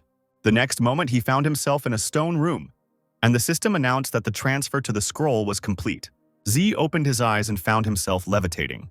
He stepped onto the floor and saw several fireballs flying above him, illuminating the room. The blonde walked up to the wall, on which something that looked like outer space was glowing. The guy put his hand on that space and it started to fall through. Now he was sure that he was not mistaken, and this place was right here. Zai entered the space completely, and the system congratulated him on activating the test. Based on the description, it was necessary to complete 3 tasks without using equipment and skills. For failure, the player would die, and time here passed completely differently, so there was no need to worry about it. Suddenly, the system changed everything and said that if it failed, it would provide a safe exit from the space, and a new task, Ancient Test, was given. It said that this legacy, which had existed for several thousand years, was waiting for a strong player capable of inheriting it. After reading this description, The blonde decided that it was not at all suitable for the ghost's specialization. It came from the ancient legends of the Dragon State's assassins, but they only existed 1,000 years ago. Thinking about it more deeply, the boy asked what it meant. The system tried for a long time to find an answer, but could not. Then her window disappeared shamefully without explanation. But despite the lack of an answer, Z still accepted the task. He walked forward and the system announced that the first level of the test had begun. On his way, the blonde came across a glass orange ball, and then heard a request to put his hand on the pearl of lie. The boy obeyed and placed his palm on the ball. For a while nothing happened, but eventually light began to appear around the pearl. Then the same light began to surround Z. It was so bright that it was impossible to just look at it. When the light dimmed, the blonde was still able to see where he was. He stood on a stone, around which absolutely everything was scarlet. The guy crouched down and put his hand down, and when he pulled it out, it became clear that there was blood around. He clenched his fist, knowing this was not going to be easy. It was unpleasant to realize that Z found himself alone right in the middle of a bloody ocean. Suddenly, a whirlwind appeared above the guy, at the end of which the sky acquired a purple hue. All this had a detrimental effect on the blonde, causing mental anguish. In his past life, Z had gone through this level relying on his hatred for Yao, and he had gone through it terribly. This test was created to see if a person could overcome himself in order to avoid the mistakes he would have made if he had been the same. This time, everything was supposed to be different. Many years have passed since the first time he passed this test, which was able to almost completely change the guy's personality. In his past life, he clutched his head and shook all over from the mental anguish he experienced caused by hatred. Now the blonde was completely calm and continued to stand steadfastly with his back straight. Suddenly, all the unpleasant sensations stopped, and Z realized that he had managed to pass the level. He was glad that he was finally able to prove his abilities. Then something purple in the sky said that the boy could come back. Everything around suddenly began to boil, staining the blonde with blood. Then he began to rapidly dissolve into thin air. Z appeared again in the stone space without a single drop of blood on his clothes. The ball under his hand shrank several times and lost all its shine. It was amazing that such a small pearl could transport people to such a terrible place. The second level of the test was activated, causing a portal to appear in the wall and the system to ask to go forward. In his past life, the guy went to the second level just as filled with anger, and at the very end he couldn't take it anymore and fainted. And when I woke up, I found myself on the third level. This time, Z walked diligently through space, feeling strong pressure from the outside. He was going to stand firm until the end, when suddenly he began to urge himself to give up, because the guy could move on to the next level even after losing consciousness. However, the blonde brushed this thought aside, realizing that he should never give up. And besides, he had already been through this in his past life. Zai felt he had to stand firm because he had another chance to take revenge. With difficulty enduring the pressure, the strength of which increased with anger, the boy closed his eyes, trying to gather his strength and concentrate. So the blonde saw the image of an unhappy man with many scars and a small stubble. It was him from a past life. However, now the guy changed every event, turning it to his advantage. That is why I continued to stubbornly walk towards the radiance that appeared ahead. He moved further and further away from the darkness, approaching the light. Finally, the distance shortened and Z was able to see what he had been working towards for so long. It was a rectangle with a bright white light coming from it, as if someone had cut out space. The blonde was amazed that he was actually able to hold out until the end. Because he had succeeded, he felt happiness, which even brought tears to his eyes. Entering the unusual door, Z thought that now a truly new life awaited him. Then the blonde man found himself back in the original testing location. The system congratulated him on successfully completing the level and asked him to move on to the next one. There was one last level left, where the guy was waiting to meet his enemy. In his past life, Z fought him armed with a spear. However, it wasn't of much help against the enemy, and now the blonde wanted to take revenge on this creature for the scar it once left him. Once again, the guy entered the wall, which turned out to be a portal. He moved into the cave and the system announced that the third level had been activated. Since Z had to kill the guardian beast, he armed himself with a sword in advance. For some time, the blonde man simply made his way along the cave paths, accompanied by a fireball. He became wary, sensing the imminent appearance of the enemy. Somewhere behind the guy's head, a whirlwind formed on the wall. Then a black cat gracefully jumped out of it. He landed deftly on the floor and looked at his opponent with disdain. Looking at Z, the cat began to mentally become indignant. He waited so long and ended up meeting a psycho. The blonde remembered how in his past life he had tried with difficulty to defeat him, changing his sword for a spear. At this moment, the system analyzed the ability breakthrough conditions, and the epic-level talent Comprehension of Omnipotence was transformed into the legendary level Omniscience. It was a combat talent that allowed one to easily master new combat techniques and weapons. Suddenly, the cat tried to attack the guy in a jump. Without worrying about anything, Z concentrated on his strike and swung his sword. Then the weapon passed across the beast's face. The cat received exactly the same wound that he had once inflicted on the blonde in his past life. Zai then dealt the beast a few more blows before it landed. The defeated cat, unable to fight any longer due to its many wounds, fell to the ground. And the system congratulated the blonde on killing the guard beast and passing the third level of the tests. For completing the mystical trial, the guy received a reward in the form of 1 level and a scroll of the ghost specialty. The system reported that after switching to a specialty, the reward for leveling up is summed up. Z seemed to have passed the test, but he was still in the cave, so he became worried. In his past life, after killing the cat, he immediately exited the test, but this time, nothing happened.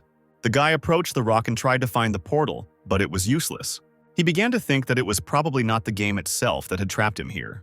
The system explained that it was necessary to pass the test, take the scroll, and receive its legacy.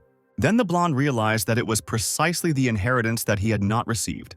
Apparently, obtaining the scroll was only the first step in completing the quest, and the second step was to activate the scroll, after which it was possible to take its power. The system asked the player to move forward, and he was glad that he was not stuck in the cave due to a bug. Then Z asked where exactly he was supposed to go. However, he never received a response from his system. Surprised by the silence, the blonde even thought that she and the scroll were in cahoots. Or perhaps the system knew about everything that happened to the guy in his past life. There was no choice, and Z went forward as she said. However, he came across a wall that was impossible to pass through. The guy noticed cracks in it, which seemed to form some kind of pattern. The blonde ran his hand over them, and they suddenly began to shine. Silhouettes suddenly began to appear in this place, and soon the same drawing that was depicted on the scroll appeared. Then something strange continued to happen, and the next moment, a door with this drawing appeared in front of Z. He opened the door and saw a room with a stone table in the middle, and on it lay a scroll and a small yellow ball. The guy entered cautiously, expecting an attack. However, there was no one in the room, and the blonde could calmly approach the table.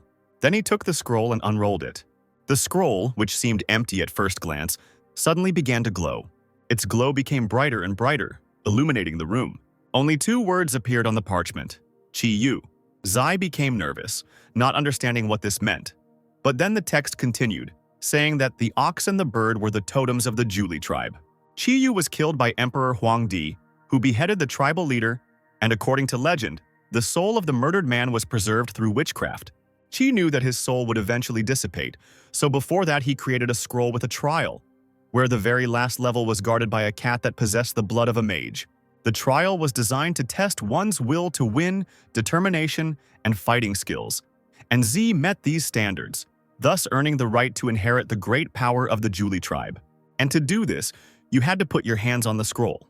Admiring the power that was hidden in the paper, the boy did as he was told. The system was not aware of such a thing, and it analyzed the force.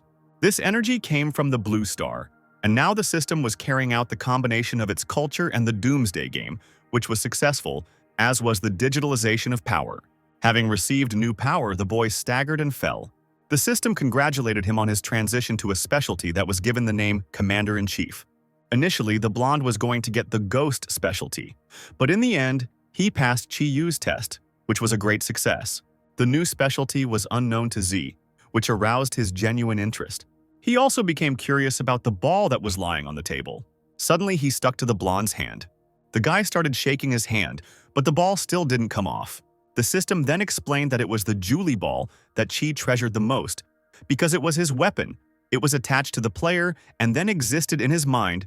It could change shape according to the player's desire and give him special abilities, and also absorb power, increasing the power of equipment and characteristics. Zai concluded that this thing could grow without limit. The guy was looking closely at the ball when suddenly it flew straight into his head, where it disappeared.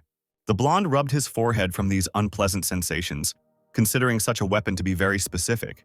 As Z was finally ready to return, the boy pressed the button to end the test. The first to appear in the area were dead zombies. Then everything else returned, including the pedestal with the scroll. The system announced that the test was prohibited, and the blonde's specialty was undergoing digitalization. At first, without using equipment and title, his characteristics were not so high, but digitalization was completed, and now, with each increase in level, 3 points were added to strength, body quality, and free characteristics. Zai had reached level 13, and thanks to the specialization he had received, his stats had increased significantly, which left the blonde incredibly amazed. The system congratulated the guy on receiving the title of Discoverer and published this news for all players. Z opened the specialization panel and learned information about several abilities.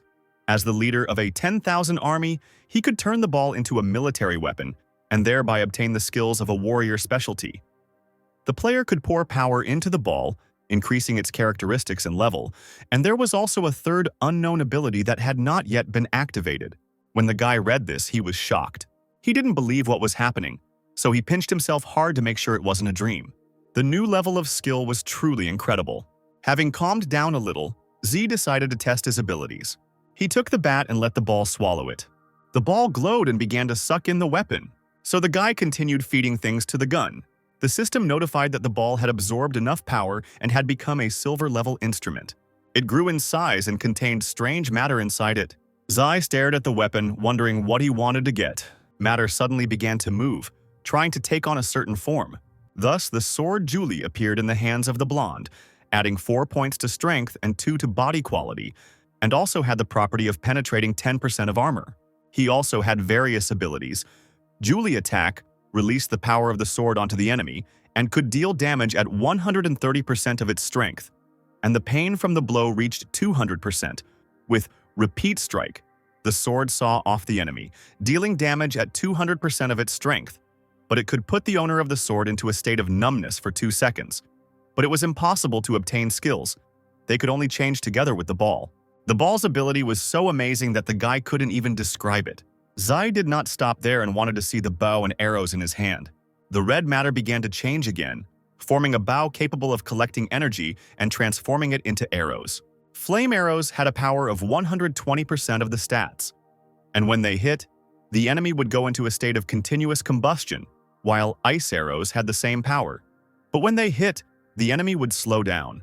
Then Z began to transform the matter of the ball into a weapon of an assassin, a tank, and a swordsman. When the boy decided to get the bow again, the ball blurred. Then he plopped down on the floor and looked like some kind of jelly. The blonde grabbed his head, feeling pain, and the system warned that his energy was depleted, and if he continued to change the state of the instrument, he would feel dizzy. Zai took the ball and, yawning, left the room. The world announcement stated that the blonde man had become the first player to reach level 10 and advance to a specialty. The next notification said that his speed was amazing, and he was the only one to receive the title of Discoverer and a huge reward. But other players should have worked harder. One of the players was unhappy with these messages because they were preventing him from sleeping. Another was shocked to hear Z's name again. And the third player at level 6 really wanted to try harder. The blonde himself was trying to get rid of his dizziness at that moment. To do this, he drank the elixir of restoration, and the necklace of meditation also helped him. The system announced that everyone now knew the player as the Discoverer, and also congratulated him on the reward of 1,000 reputation points, 2,000 coins, 2 free attribute points, and 2 cubic meters of storage space. Then, the guy decided to check the characteristics of the new title. It gave 2 points to each stat, and it also allowed him to suppress 5% of the stats of players who had received the specialty, which was of no use to Z. Next, the yawning blonde wanted to know what silver-level equipment he would get from the gift box. After some loading time, the box finally opened. Inside was the Mask of the Evil Spirit, which added 3 points to energy, possessing the power of a magical evil ghost. But the system warned against becoming a servant of darkness under any circumstances. With the help of the mask, it was possible to hide information about oneself, and only players above the 5th level could see it. And thanks to the demonic gaze function, for 3 seconds, players looking at the mask fell into a state of horror, in which their characteristics were reduced, as well as physical indicators. Z changed his equipment, putting on a new mask. The system asked whether to activate the metamorphosis effect, and the guy refused. He put on his hood, and with that fanged mask and glowing scarlet eyes, he looked quite terrifying. Now it's time to pick up the coach. It was a limitation break in terms of equipment, allowing one to equip 2 rings instead of 1. The blonde was glad that he would now have one more piece of equipment than the others. He decided to wait until he had a new good ring to wear. Opening the stats window, Z found 12 free points. After thinking for a bit, the guy began to actively distribute them. Now the strength was 52 points, energy 33, body quality 49, and speed 36. By the time the blonde man left the building, the battle was already over. The members of the Death God Club gathered on the roof of their base and rejoiced at the successful completion of the expedition. Gao, smiling, climbed up to the podium, and Foolish followed him with food in his hand. The chairman said that today's battle against the museum zombies will go down in history. Then Dunn began to introduce the leader named Fool to the crowd, holding out his hand towards him. However, the zombie did not pay attention to this, enchanted by the piece of meat. Then the chairman reached out his hand to the food to take it away. But the dead man turned away resentfully, and Gao said that Foolish couldn't live without chicken legs. Zai suddenly appeared, which made the chairman very happy. He admitted that they had been looking for the guy for half a day, and everyone had already begun to think that something had happened to him. Ignoring these words and the girl's loving glances, Z asked how the situation was. Gao reported to him that they had destroyed 1,500 zombies and also gained quite a few people as allies, received many new material resources, and Foolish alone had killed more than 100 zombies today. Then the chairman asked the blonde man to follow him. Dunn brought him to a warehouse with many boxes and said that they managed to get all of it today. The chairman explained that they had a lot of new guys, and it was all thanks to him. So Dunn asked if the guy had any free time to say a few words to them. Gao gave the blonde a friendly hug and whispered in secret that the more people they had, the greater their strength. And now they could achieve greater results. Zai thought that since there were more people, it would be possible to find more equipment, and the Julie Ball could advance to the diamond level. Perhaps he could exchange the cards for coins from new people, or even for equipment and tools. And all of this was precisely what was needed to increase the level of the ball. So the blonde man suggested to the chairman to discuss the deal. Putting his hand on the guy's shoulder, Gao asked what he was talking about. The chairman explained that Z and Foolish had helped the club a lot in this battle, and so he could give him everything he needed if he just asked. Then the blonde said that he needed equipment. Z smiled, admitting that he thought so. Putting a certain object into the blonde man's hand, the chairman said that he had prepared a surprise for him. Gao was sure that the ring must have come in handy for the guy. He then noted once again that if he needed anything, Z could just say so, since there were so many people in their club that they could find anything, for which the blonde thanked him, saying that he would come again at 8 in the evening. Dunn was sure at that moment that with this ring the guy would stay on his side. Azai explained to him that at 7 o'clock the protection period for newcomers was about to end, so he wanted to familiarize himself with the new rules, and at around 8 o'clock he needed to make a deal with the Death God Club members, so he asked to gather them together.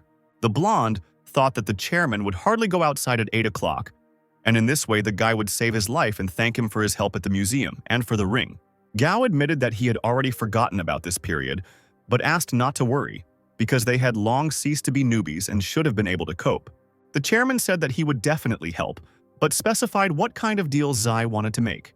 The blonde replied that she was talking about cards with material resources, and he would explain everything else later. Dunn noted that they had plenty of such things. But Z did not continue to talk and left with Foolish, leaving behind a joyful crowd. He was already lying on the bed in his room and continued to feed the ball various objects. After absorbing enough energy, he entered the gold level. The guy didn't expect that everything would work out so successfully because he thought that he would need to go to level 30 and kill a silver boss before getting such a tool. Having summoned the Julie knife, the blonde noted that the weapon's characteristics had almost doubled. While examining the sword, he suddenly heard the growl of a zombie outside the window. Z looked out and said that they had arrived just in time, and then he threw his untried weapon at the dead men. During the flight, it unexpectedly split into 3 parts. The blonde was even a little surprised by this turn of events. The knife parts swirled among the zombies, killing each one in turn. Then Z himself jumped from the window into the slaughterhouse. He called Foolish to follow him, and he obeyed without question. And now the team together cut down hordes of zombies. After some time, many corpses lay around the area, and the blonde was able to reach level 15. The guy looked at his watch, where it was 10 to 7, and realized that there was little time. He ran to the nearest building, urging his subordinate to hurry. Zombies were running from all sides, pursuing the team, but the guy still managed to reach the building, avoiding the fighting. The fool slammed the door in front of the zombie, not letting him in to see his owner. However, they began to break in, hoping to have dinner. The blonde looked at his phone, where the time was 7 o'clock. Suddenly the sky turned red, just like before the game started. The protective period for newcomers was over, and the dead began to evolve sharply. The system explained that the game was based on the principle of absolute equality, so the players were responsible for their own progress. The time of easy play had come to an end, and everyone had probably already become familiar with the fun environment, so now the real end of the world had arrived. All zombie stats increased, their development speed increased, their sense of hearing and smell improved. Some zombies acquired new forms such as hunters, mad, highly toxic, giant, cursed. Also, the dead could gather in groups at any time and make mass attacks, and their infectious properties spread only to those players whose stats were at a lower level than those of the zombies. Night was now equivalent to death, because the zombie stats increased several times and the dead were able to find players by shadow, and the player stats, on the contrary, decreased at night. The geological structure, building materials, natural environment, blue star, was strengthened in all respects to make the game more enjoyable. All food and drinks not produced by the game rotted faster and lowered the player's stats that could not be restored. All resource cards increased in level, and the nutritional properties of such products increased.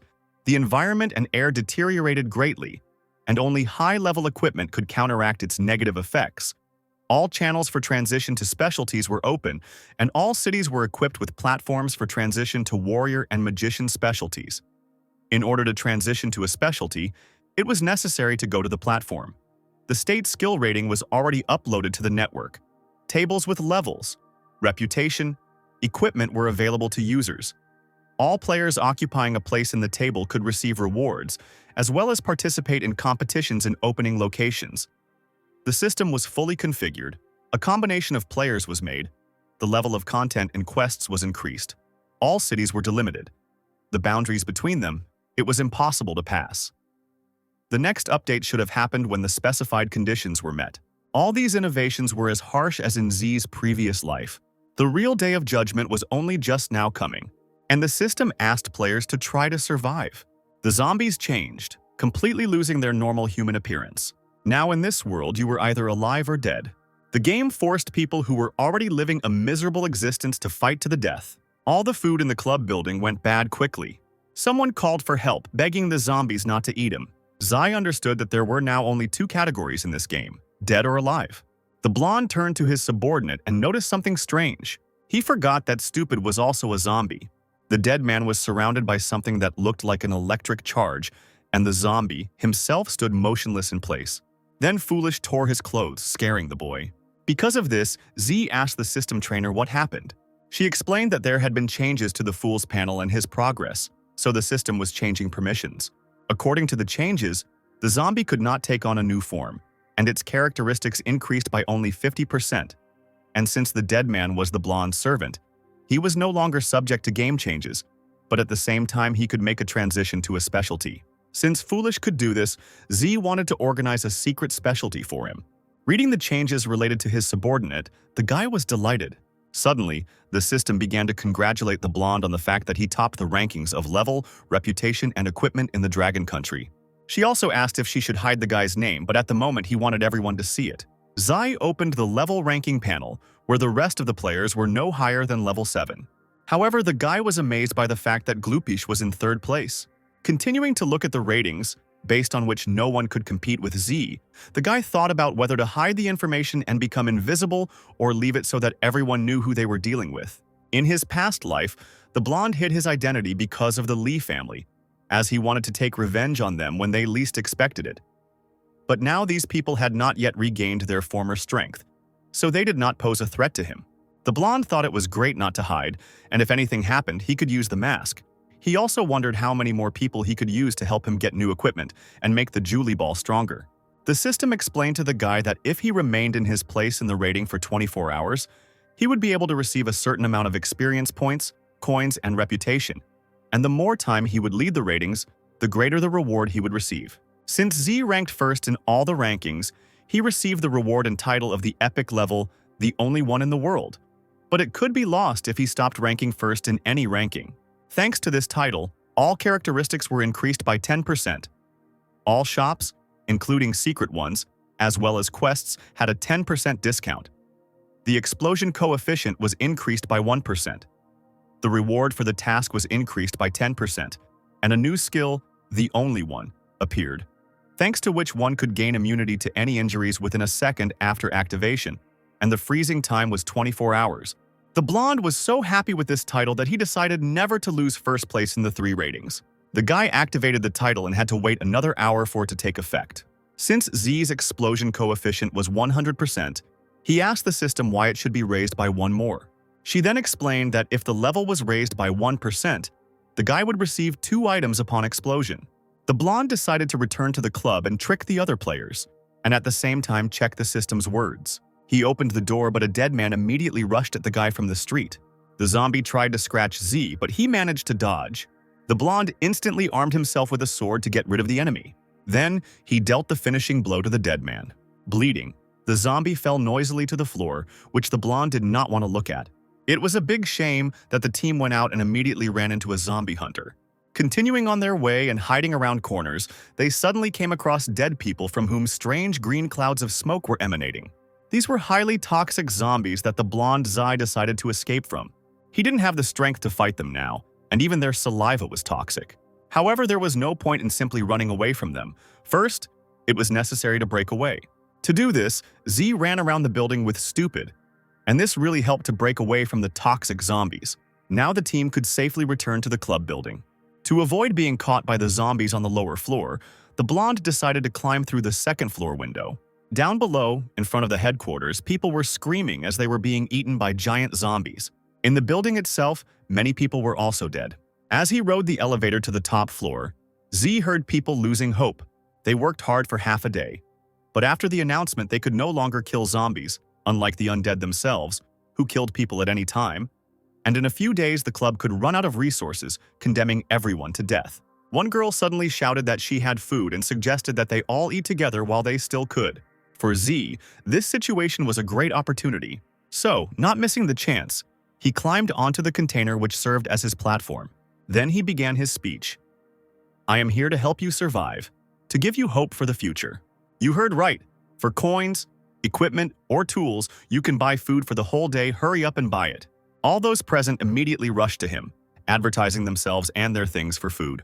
During this day, the blonde was able to earn 10,000 coins. The offers ran out and the guy was about to leave, leaving people happy with the deal. However, before this, he asked them to try to behave more quietly, since night had come and it was not worth attracting the dead to themselves. Also intimidated the group by saying that they shouldn't be offended later if he ordered Foolish to flatten them with a hammer. Then the guy went to his room. But there, around the corner, a nervous Gao was watching him. Then the blonde man turned to the chairman. "Brother Gao, do you recognize me?" Then Dong said that he should call Z brother and asked the boy to take him with him, promising to do everything that was said. Then the blonde man approached the chairman and whispered something in his ear. Gao understood this and promised that he would do everything. Z put his hand on his shoulder and told him to go. And Dong obediently ran to carry out the order, and the blonde hoped that this man was smart. But if the matter was carried out, then the blame would be on him, and in any case it would not affect Z in any way. Now the guy could finally return to his room and rest.